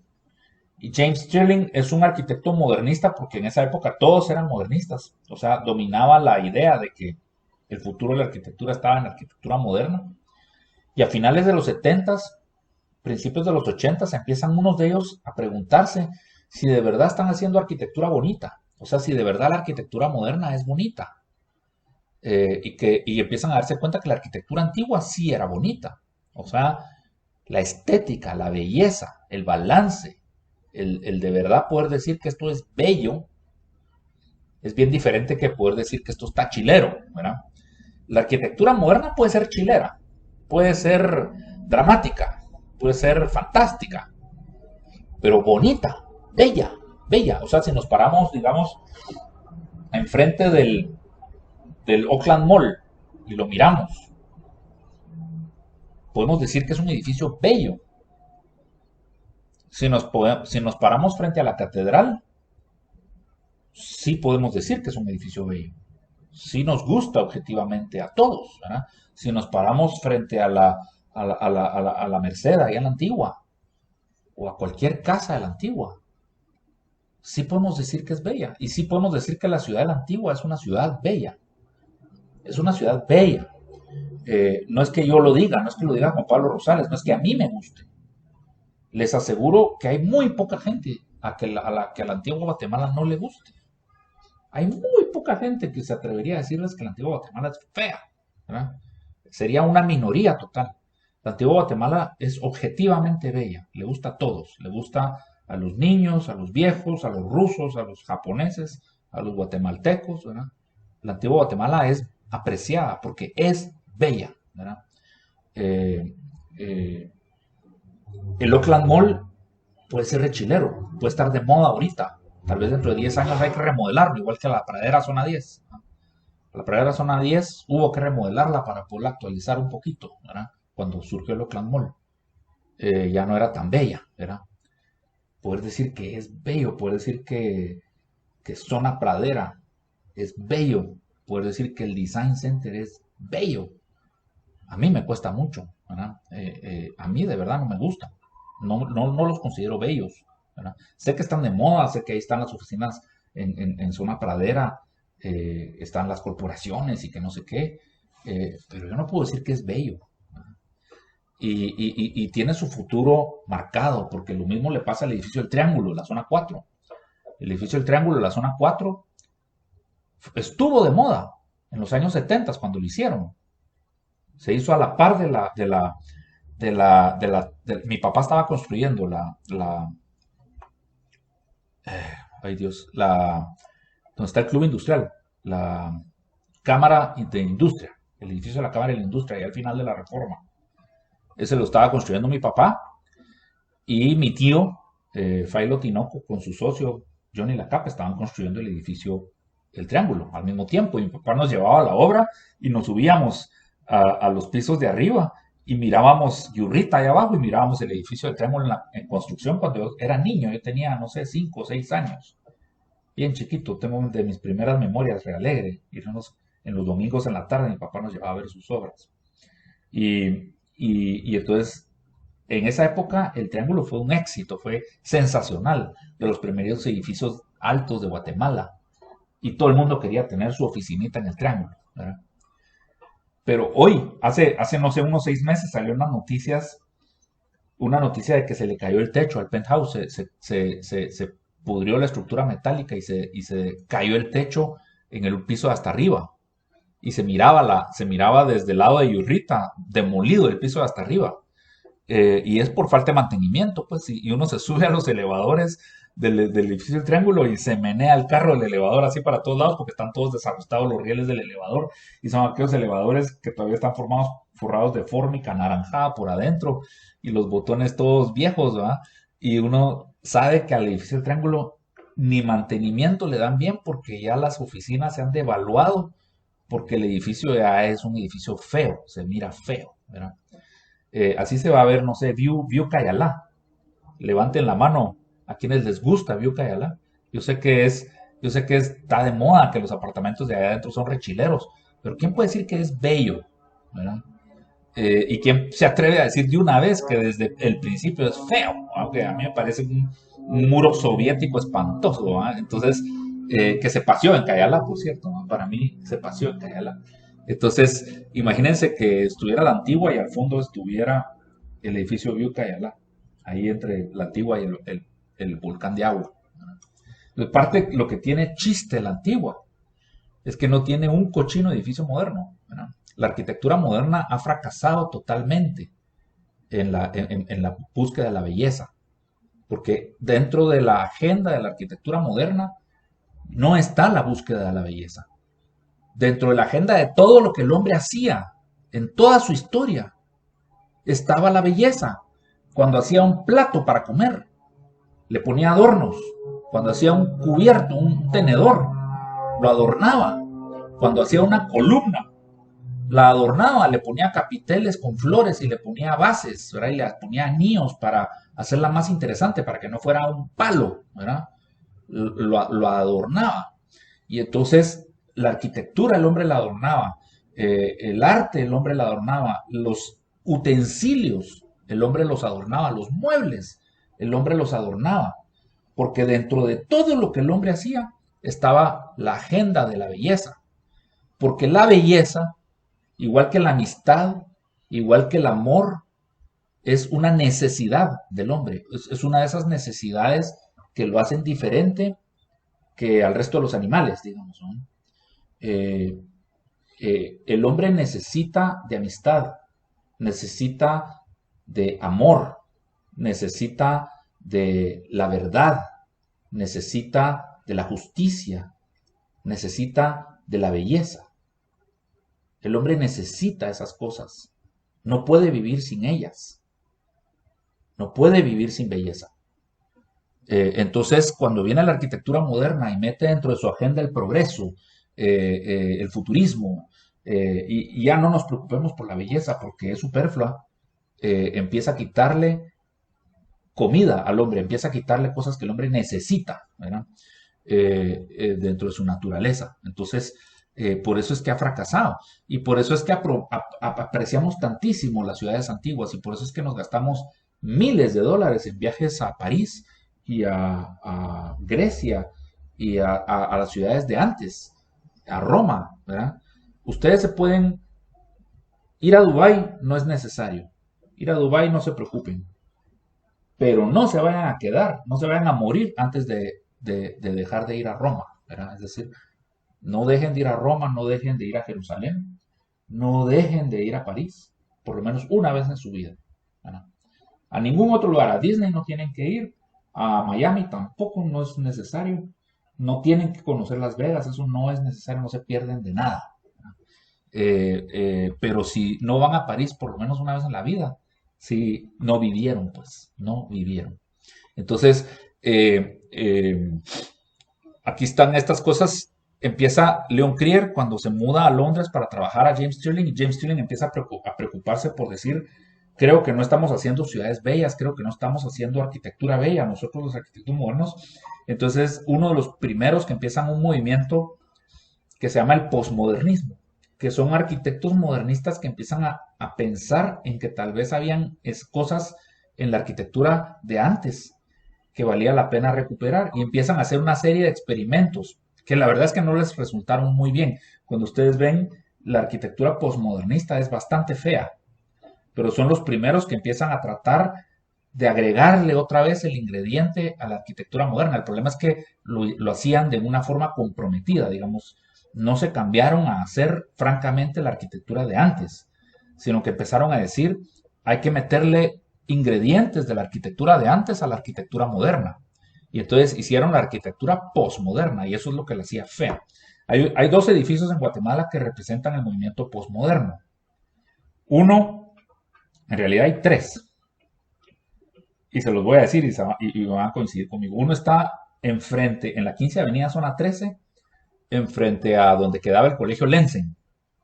Es un edificio que tiene unas ventanas redondas y tiene como mármol blanco y mármol verde en la fachada, unas franjas de mármol verde y tiene unas ventanas circulares. No me acuerdo cómo se llama. Ese es un edificio que representa ese movimiento posmoderno. El otro es un edificio en la zona 10 que se llama Palladium, que es un edificio alto que tiene como columnas griegas afuera, a nivel de la calle, y que tiene vidrios de espejo, y el último piso, el penthouse, tiene como techos estilo templo griego, ¿verdad? Y es de ladrillo. El edificio Palladium en la zona 10 también representa el movimiento postmoderno. Es esa idea de agarrar cosas de la arquitectura tradicional de antes y mezclarla con cosas de la arquitectura moderna para sacar un híbrido.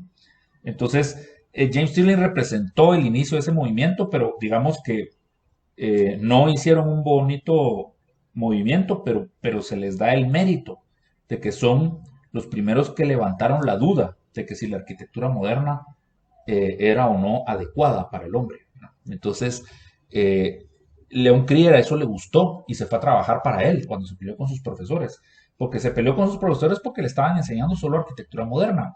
Y él había crecido en Luxemburgo, y Luxemburgo había sido una ciudad preciosa, y había quedado muy demolida después de la Segunda Guerra Mundial, y la reconstruyeron toda como el centro cívico.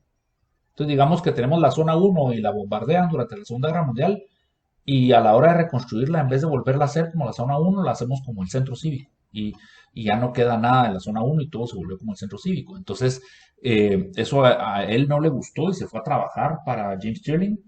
Y James Stirling le dije, mira, me urge publicar mi trabajo. Yo quiero publicar mi trabajo y quiero que me hagan los dibujos para poner en mis libros. Porque si yo cojo los planos de los edificios que he diseñado y los reduzco para poderlos publicar en la página de un libro, son una mancha negra, ¿verdad? Porque están todos los números de las medidas y de las estructuras y de las instalaciones eléctricas. Y cuando uno reduce un plano de construcción para poderlo poner en la página de un libro, es un dibujo espantoso, no se mira bien.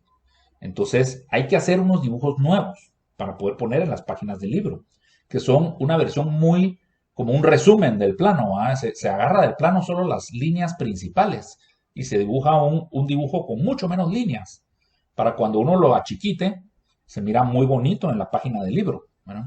Y entonces pone a Leon Krier a hacerle todos sus dibujos para sus publicaciones. Y Leon Krier a eso se empieza a dedicar en la oficina de James Trilling. Entonces aprende a dibujar para publicar y aprende a publicar libros.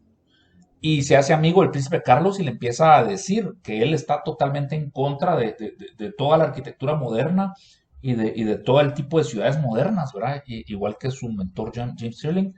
Y el príncipe Carlos es un amante de la arquitectura tradicional y detesta ver cómo empiezan los arquitectos a construir los rascacielos en Londres y arruinar el skyline de Londres, ¿verdad? Que digamos que Londres era una ciudad que tenía su perfil de la ciudad donde la Catedral de San Paul y el domo de la Catedral de San Paul dominaba, era lo más alto, igual que Washington DC. Washington DC tiene la gracia de que no tiene rascacielos, son prohibidos los rascacielos y solo está el domo del Capitolio, es la parte más alta de Washington DC, y el monumento de Washington, ¿verdad? Ese como gran obelisco que hay frente a la Casa Blanca, en medio del mall, al extremo opuesto del mall de Washington, digamos, al extremo opuesto del Capitolio está el monumento de Washington. Y son los dos puntos más altos de la ciudad y es una ciudad que todavía defiende eso. Londres defendía el domo de San Paul, pero empiezan todos los arquitectos modernistas en los años 70 a desafiar eso, ¿verdad? Y a decir, ¿por qué tenemos que limitarnos al domo de San Paul? ¿Y por qué no podemos hacer rascacielos aquí en The City, ¿verdad? Que es el centro financiero de Londres? Y empiezan a construir los primeros rascacielos. Y al príncipe Carlos le parece espantoso eso, ¿verdad? Y entonces empieza un movimiento que se volvió después muy, muy controversial políticamente y él se tuvo que retractar, ¿verdad? Pero era un movimiento donde él quería prohibir que se hiciera arquitectura moderna en Londres y en toda Inglaterra. Y los ingleses no se dejaron, pues, sobre todo los arquitectos, pelearon mucho por eso. Y dijeron, una cosa es que tú seas el príncipe Carlos, pero otra cosa es que te metas en el futuro de la arquitectura de Inglaterra, ¿verdad? Y entonces lo retrocedieron, digamos. Pero entonces lo que hizo fue fundar la fundación del príncipe Carlos, que se dedica a darle becas a estudiantes para aprender a estudiar arquitectura clásica y arquitectura tradicional. Porque él dice, igual que decía el Muso Ayau fundó la Universidad Marroquín para contrarrestar la Universidad San Carlos, que se había vuelto un lugar donde dogmatizaban a los estudiantes para hacerlos comunistas. Entonces él dijo, tenemos que hacer otra universidad donde les enseñemos a los estudiantes a ser liberales, ¿verdad? Para que hayan dos focos estudiantiles donde se enseñen filosofías completamente distintas para contrarrestar que no se enseñe solo la filosofía comunista, ¿verdad? Y entonces ese es el origen de la marroquín. Entonces él dijo, para que todos vengan a estudiar economía y liberalismo, tengo que tener las mejores facultades de medicina, las mejores facultades de arquitectura, las mejores facultades de derecho, y así fundó la Marroquín y se trajo a los mejores profesores y empezó la Marroquín, ¿verdad? Pero el propósito de la Marroquín es eso, el propósito de la Fundación del Príncipe Carlos es educar a arquitectos para que no solo se enseñe la arquitectura moderna, pues, o sea, yo crecí entrenado solo para hacer arquitectura moderna, y yo fue a través de muchos años de preguntarme si me gustaba lo que me habían enseñado, que fui buscando y fui abriendo mi mente y fui quitándome un gran velo que me habían puesto, porque sí me enseñaron con el dogma de que toda la arquitectura de antes era aburrida y que ya no había que hacerla. Entonces no me enseñaron a hacer la arquitectura que ahora a mí me gusta diseñar. Y quisiera saber más de cómo diseñarla mejor, pero yo sé muy bien cómo diseñar arquitectura moderna y me cuesta bastante diseñar arquitectura tradicional porque no me lo enseñaron, ¿verdad? Pero honestamente, a mí me gusta más, ¿verdad? Yo prefiero ahora hacer cosas como la antigua y planificar ciudades como la antigua que planificar condominios como los de Carretera Salvador, ¿verdad? Entonces, pero no fui educado así. Es en mi tiempo después de que me pusieron tantas vendas y tantas limitaciones mis profesores, que yo me las fui quitando, ¿verdad? Entonces, La idea de la Fundación del Príncipe Carlos es que haya lugares donde el muchacho, el joven, pueda llegar a estudiar desde el principio cómo hacer esa arquitectura de antes que se nos ha olvidado hacer, ¿verdad? Entonces, pero Leon Crier aprendió a publicar. Y entonces con estos libros él empezó a publicar, pero empezó a publicar de una forma muy elocuente, porque los arquitectos no somos muy buenos para escribir. Los arquitectos somos muy gráficos. Entonces nos gusta dibujar. Nos expresamos más dibujando que redactando. Entonces empezó a hacer libros que eran como cómics.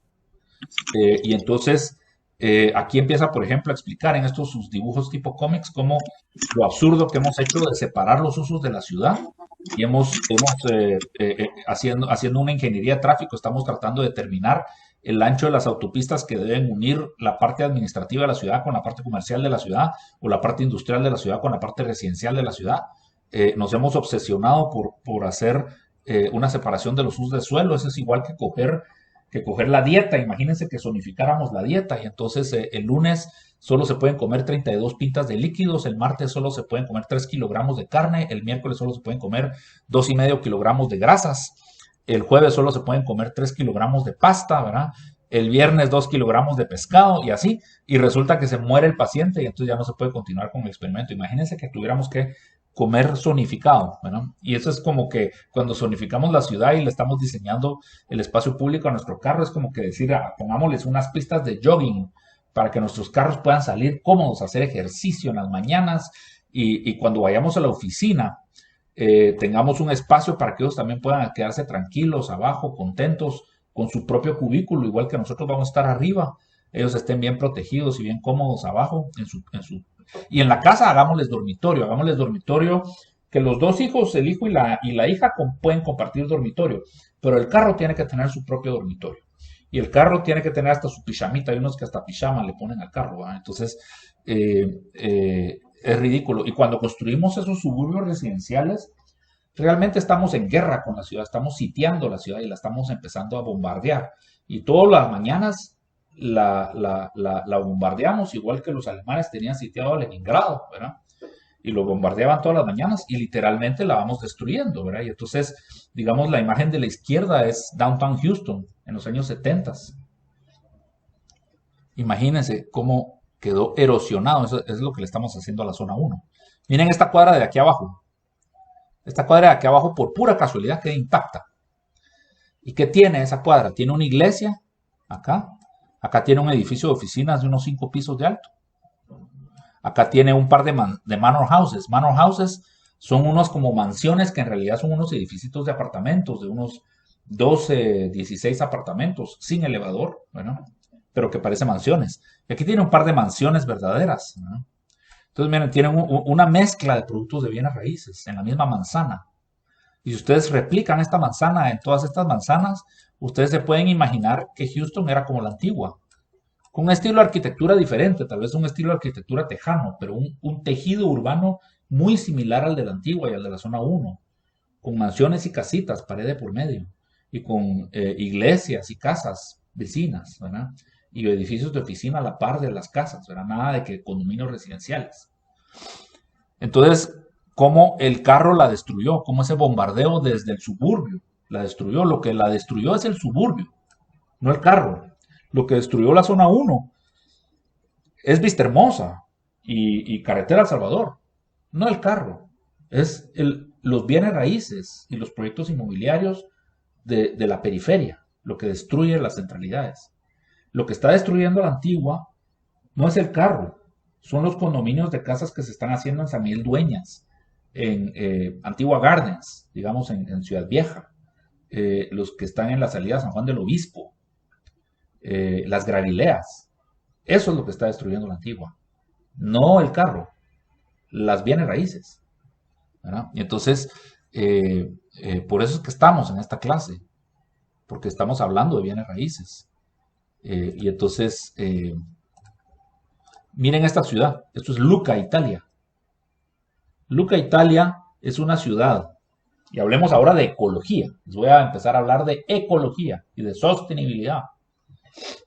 Lucca, Italia es una ciudad 100 años más vieja que las ruinas de Tikal. Tiene 800 años de edad, es una ciudad medieval en Italia, que es una ciudad estudiantil. Es un college town ahorita y todos estos edificios están llenos de estudiantes y tienen wifi. Y entonces tienen internet y todo lo que necesitan los estudiantes ahí. Pero es una ciudad que fue construida 100 años antes de las ruinas de Tikal. Y está hecha de piedra, madera y barro. Materiales totalmente reciclables, sin huella de carbono, ¿verdad? No se usó nada de búnker ni de petróleo para fabricar esos materiales. El aluminio que le ponemos a las ventanas en los edificios de hoy, de la zona 10, de la zona 14, es de los materiales con más alta huella de carbono. Para separar el aluminio, que el aluminio ustedes lo encuentran en minas de excavación abierta, ¿verdad? Que es tierra, y tienen que derretir prácticamente la tierra para sacar el aluminio que sale chorreando y se separa, ¿verdad? Y se necesitan unos arcos voltaicos fuertísimos para producir la temperatura a la cual se derrite la tierra para poderle extraer el aluminio, ¿verdad? Entonces se necesita muchísima energía para fabricar los lingotes de aluminio, de los cuales después se sacan las piezas de la ventanería. Tiene una huella de carbono altísima, una contaminación al planeta enorme para fabricar el aluminio de nuestras ventanerías. El concreto que Cementos Progreso nos vende, que se saca de minería abierta en el Progreso y se trae a través de unos camiones de pipas de cemento hasta la zona 6, a la Pedrera, donde con unas cantidades de electricidad exorbitantes se procesa, se cocina el clinker para hacer el cemento, se sube a los mixtolistos que gastan un montón de aluminio y apachan un montón las calles, gastan un montón de diésel, ¿verdad? Y apachan las calles y bombean el concreto para fundirlo en el piso 18 de los rascacielos que estamos haciendo en zona 10, en zona 14, para que luego pasen de moda como el edificio del Triángulo, ¿verdad? Entonces estamos haciendo una arquitectura muy poco ecológica y una forma de construir con mucho daño al medio ambiente, y encima de todo es una arquitectura que después, 70 años después, ya pasó de moda, ¿verdad? O 45 años después que tiene el edificio del Triángulo, ya pasó de moda y es obsoleto, ¿verdad? La Plaza del Sol es obsoleta, ¿verdad? En cambio, Luca Italia tiene 800 años de edad, no le hizo daño al medio ambiente, y ahí está. La antigua Guatemala también está hecha de piedra, madera y barro. No tiene un árbol. La antigua Guatemala no tiene un árbol. Luca Italia tampoco tiene un árbol. Roma no tiene ni un árbol. Cuando ustedes ven verde como Mushbal, eso no quiere decir que sea ecológico, ¿verdad? De hecho, Mushbal es reantiecológico, porque solo permiten construir una casa de X cantidad de metros cuadrados de tierra. Entonces todas las casas tienen que quedar separadas como suburbio. Entonces el que reparte la pizza tiene que manejar más kilómetros para ir a dejar la pizza. No se puede hacer transporte público porque hay muy poco habitante por hectárea.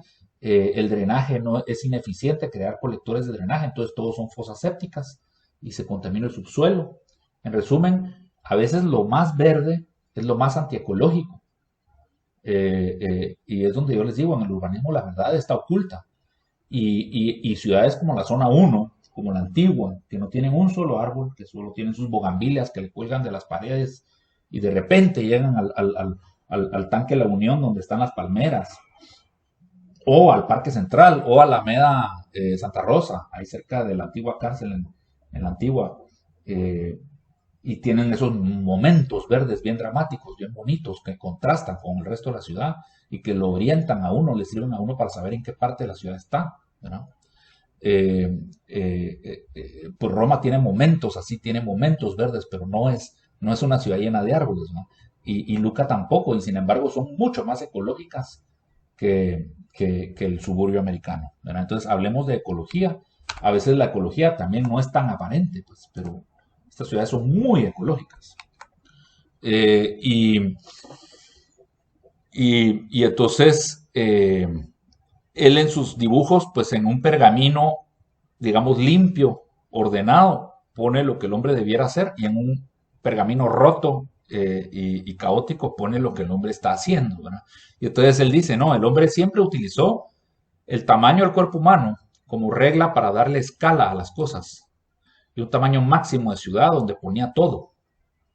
Y luego hacía un sistema de estas ciudades donde todos los movimientos adentro de la ciudad se hacían a pie, eran adecuados para el tamaño del cuerpo humano. Y estas construyen las metrópolis, ¿verdad? Un conjunto de ciudades, Antigua, Jocotenango, Pastores, Ciudad Vieja, algún día se unirán y formarán una ciudad del tamaño de la ciudad de Guatemala. En cambio, en el mundo moderno lo que estamos haciendo es que estamos haciendo unas autopistas, separamos los usos de suelo, hacemos un espagueti de autopistas y todo lo comercial queda del lado derecho de la autopista y todo lo residencial queda del lado izquierdo. Es espantoso, ¿verdad? Y entonces es así como que él empieza con estos dibujos como cómics a hacer como una sátira y hacer su caso. Y dice, esta es la megalópolis americana, una ciudad de un solo megacentro. ¿Se acuerdan el dibujo de uso de suelo de la ciudad de Guatemala que la cooperación japonesa le hizo al conejo? Eso es exactamente esto, es una ciudad que solo se puede usar con medios mecanizados de transporte, mientras que la ciudad policéntrica europea, París, Roma, Londres, es una ciudad donde el metro nos deja en la plaza central de la Antigua. La siguiente parada de metro es la plaza central de Jocotenango. La siguiente parada de metro es la plaza central de Pastores. Imagínense que cada zona de la ciudad de Guatemala fuera una ciudad, que la zona 9, su plaza central fuera el Montúfar, digamos, que la zona 10, su plaza central fuera, no sé, el parquecito ese donde está, por donde están las torres de Tiffany, las primeras torres, ¿no? Imagínense que la zona 13, el Gala, fuera su plaza central, que la zona 14, Futeca, fuera su plaza central, ¿verdad? Y entonces que el metro nos dejara en el corazón de cada ciudad, ¿verdad? Entonces así sería, así debiera ser, ¿verdad? Eso, digamos, en sus dibujos, él empieza a criticar eso, él empieza a decir, todo en la naturaleza alcanza un tamaño adulto y deja de crecer de una forma, digamos, mutante, estrambótica, espantosa, desproporcionada. Todo en la naturaleza alcanza un tamaño adulto y empieza a multiplicarse. Y todos somos como réplicas los unos de los otros. Y lo interesante es que no somos idénticos. Todos somos distintos, todos tenemos pequeñas diferencias entre, no sé, la distancia del ojo con la cabeza y la distancia entre nuestras orejas no es idéntica en todos, ¿verdad? Pero se mueve dentro de unos rangos en los que todos nos vemos distintos los unos a los otros, pero somos genéticamente muy, muy similares y somos de la misma especie, digamos. Y reconocemos cuando, por ejemplo, un simio que es de otra especie ya tiene las orejas en un rango un poco diferente que la que los tenemos los humanos, ¿verdad? Entonces ya reconocemos que no somos de la misma especie, ¿verdad? Y sí nos reconocemos entre nosotros como que sí somos de la misma especie. Y no somos idénticos, pero sí somos genéticamente completos. Todos venimos con 20 dedos, todos venimos con 2 orejas, todos venimos con 2 ojos, todos venimos con una boca, ¿verdad? En fin, todos venimos con muchas cosas muy similares. Y entonces, eso, así son las ciudades. Pues no les estoy diciendo que tenemos que copiar la Antigua idéntica, pero sí la tenemos que hacer con todas sus partes genéticas, digamos, cuando la hagamos en la ciudad de al lado, ¿verdad? Y entonces, eso es lo que él plantea. Está la ciudad de tamaño adulto arriba, y cuando alcanza su tamaño adulto, en lugar de extenderla verticalmente y horizontalmente, como lo estamos haciendo con la superexpansión, lo que tenemos que hacer es la multiplicación. O sea, tenemos que replicar nuestras ciudades una y otra vez, una y otra vez, una y otra vez. Genéticamente replicarlas, que tengan todas sus partes, que no sea un lugar residencial nada más, que no sea un lugar industrial nada más, que no sea un lugar comercial nada más. Por ejemplo, cuando me dicen el IRTRA de Reu, pues es lindísimo. Parece ciudad, pero no es ciudad, ¿verdad? Imagínense que estuviera lleno de apartamentos y que uno se pudiera quedar a vivir adentro del IRTRA. Imagínense que cogiéramos la Landívar y la llenáramos de apartamentos y que uno pudiera vivir adentro del campus de la Landívar o adentro del campus de la Marroquín y que fuera de verdad una ciudad universitaria como es Venecia, como era la zona 1, que la Facultad de Ingeniería quedaba en el Paraninfo, la Facultad de Derecho quedaba en otro edificio en la zona 1, en otro lado de la zona 1. La Facultad de Ingeniería quedaba en otra parte, ¿verdad? La Facultad de Medicina quedaba. Y así, entonces se vivía prácticamente en la ciudad y la ciudad era la universidad. Nada de estar haciendo campuses universitarios, ¿no? Y entonces, estas ideas empiezan a cobrar interés dentro de un grupo de arquitectos de los Estados Unidos a principios de los 90s, finales de los 80s. Y entonces ellos empiezan a convencer a sus clientes de empezar a aplicar estas ideas en los proyectos inmobiliarios.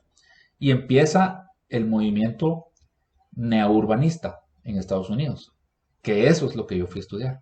Y lo interesante es que empieza en el sector privado. El sector privado es el que construye la ciudad. Era el Estado el que construía la ciudad durante toda la historia, ¿verdad? Pero a partir de los años 60, principios de los 60, el sector privado es el que empieza a hacer las notificaciones y el que empieza a hacer los desarrollos. Ya no es el Estado. Digamos, en el caso de la ciudad de Guatemala, lo último que la municipalidad urbanizó, porque todavía lo hizo la municipalidad con sus tractores, con sus trabajadores, con su dinero, fue lotificar la zona 9 y lotificar la zona 10. Eso todavía lo hizo la MUNI. Los dueños de las fincas daban las calles, cedían las calles y vendían los terrenos. Pero la MUNI era la que le lotificaba la calle. Y la MUNI lo planificó. Lo diseñaron adentro de la MUNI. Y por eso es que son 16 metros de propiedad a propiedad. Y entonces hay 3 metros de banqueta a cada lado. Y hay 1,50 m para caminar y 1,50 m para verde. Y por eso es que hay calle Montúfar y Plazuela España. Y Sexta y Séptima Avenida. Y Avenida Reforma. Porque lo hacía el Estado. Cuando ya lo empieza a hacer el sector privado, empieza a ahorrarse esas cosas, ¿no? Y entonces, pues la zona 13 y 14 todavía hicimos la Avenida Las Américas, pues, ¿no? Pero en el Boulevard de Vistahermosa, pues todavía se hizo el Boulevard de Vistahermosa, pero yo no sé si ustedes se acuerdan, pero cuando yo era chiquito, el Boulevard de Vistahermosa tenía sus 2 carriles hasta llegar a los diamantes de Beis. Y de ahí en adelante solo un lado tenía asfalto y el otro lado no existía. Era solo una pista, tenía un asfalto delgadito que se llenaba de hoyos rápido porque habían echado una carpetita muy delgada, ¿verdad? O sea, no terminaron de construir el bulevar de Vistahermosa los desarrolladores de Vistahermosa, que ya fue un grupo privado, ¿verdad? Que fueron los mismos que hicieron San Cristóbal. Cogían las fincas enteras, las lotificaban, vendían los terrenos y ellos construían las calles, ¿verdad? Pero las hacían ahorrando mucho pisto y si podían ahorrarse unas calles mejor, entonces hacían las cuadras muy grandes. Por eso que la zona 14 tiene unas cuadras demasiado grandes que son difíciles de caminar, ¿verdad? Entonces, para que el hombre camine, tiene que tener unas cuadras de un tamaño adecuado para el tamaño del cuerpo humano. Los neurbanistas empiezan a introducir estas ideas en el sector privado y eso es lo que a mí me llamó la atención. Si es el sector privado el que construye la ciudad, yo tengo que aprender neurbanismo para poder venir a convencerlos de hacer una ciudad más tradicional. Y entonces ellos introducen esta idea del transecto urbano. Y es lo último que les voy a explicar por hoy y luego seguimos el miércoles.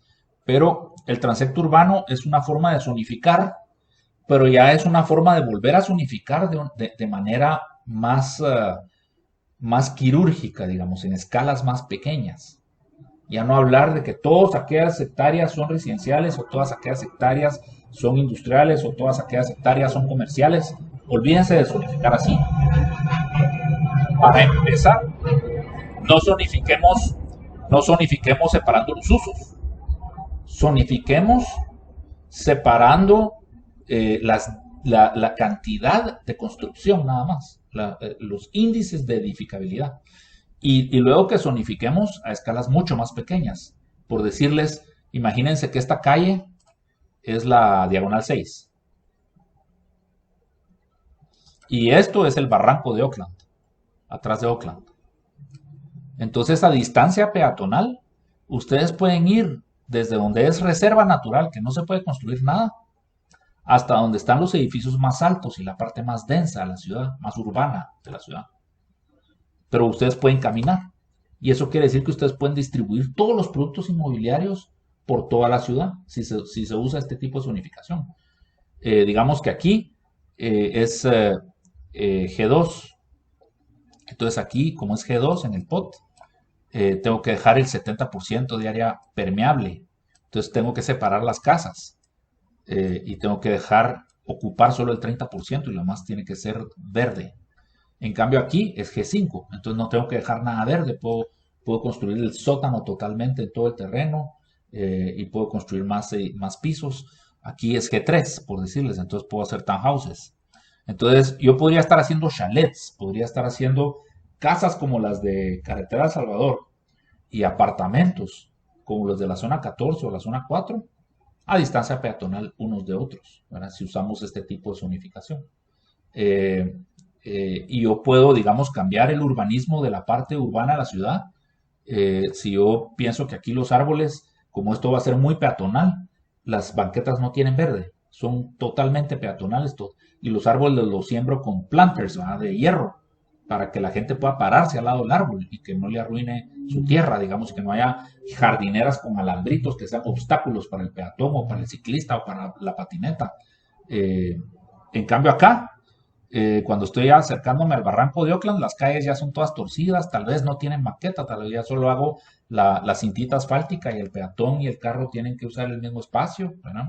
Y separo mucho las casas, entonces como que el urbanismo también cambia, ¿verdad? El urbanismo se pone traje formal para ir a la ópera y se pone shorts para estar en la playa, ¿verdad? El urbanismo, la Sexta Avenida no tiene que ser toda igual, pues la Sexta Avenida, imagínense que está fuera de la Sexta Avenida, puede ser muy urbana cuando está pasando por una parte muy urbana de la ciudad y la misma Sexta Avenida puede ir cambiando de carácter cuando está saliendo de la ciudad y si estoy saliendo de la Antigua y entrando a Jocotenango empiezo a tener esta sensación y luego empiezo a entrar a Jocotenango y empiezo a recuperar cuando llego a la parte central de Jocotenango, vuelvo a reconocer que es la parte más urbana, luego voy saliendo de Jocotenango y vuelvo a tener esta sensación y voy entrando a Pastores y vuelvo a tener esta sensación y sería muy legible nuestro urbanismo si usábamos este tipo de zonificación.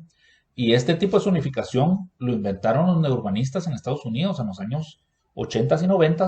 Desarrollaron lo que se llama el Smart Code y basado en el Smart Code es el POT de Guatemala. Y ya les contaré un poco de la historia del POT de Guatemala cuando sigamos el miércoles en la continuación de la clase. Y muchas gracias por hoy. Muchas gracias, Arqui. Te agradezco mucho la clase. Sé que es muchísima información, así que de verdad yo espero que se estén disfrutando la clase y como bien decía el arquitecto, siempre ha habido como una diferencia que no es de pelea entre los ingenieros porque somos cuadrados, la verdad sí es cierto, Arqui, somos cuadrados y los arquitectos, pero a mí me encanta escucharlo.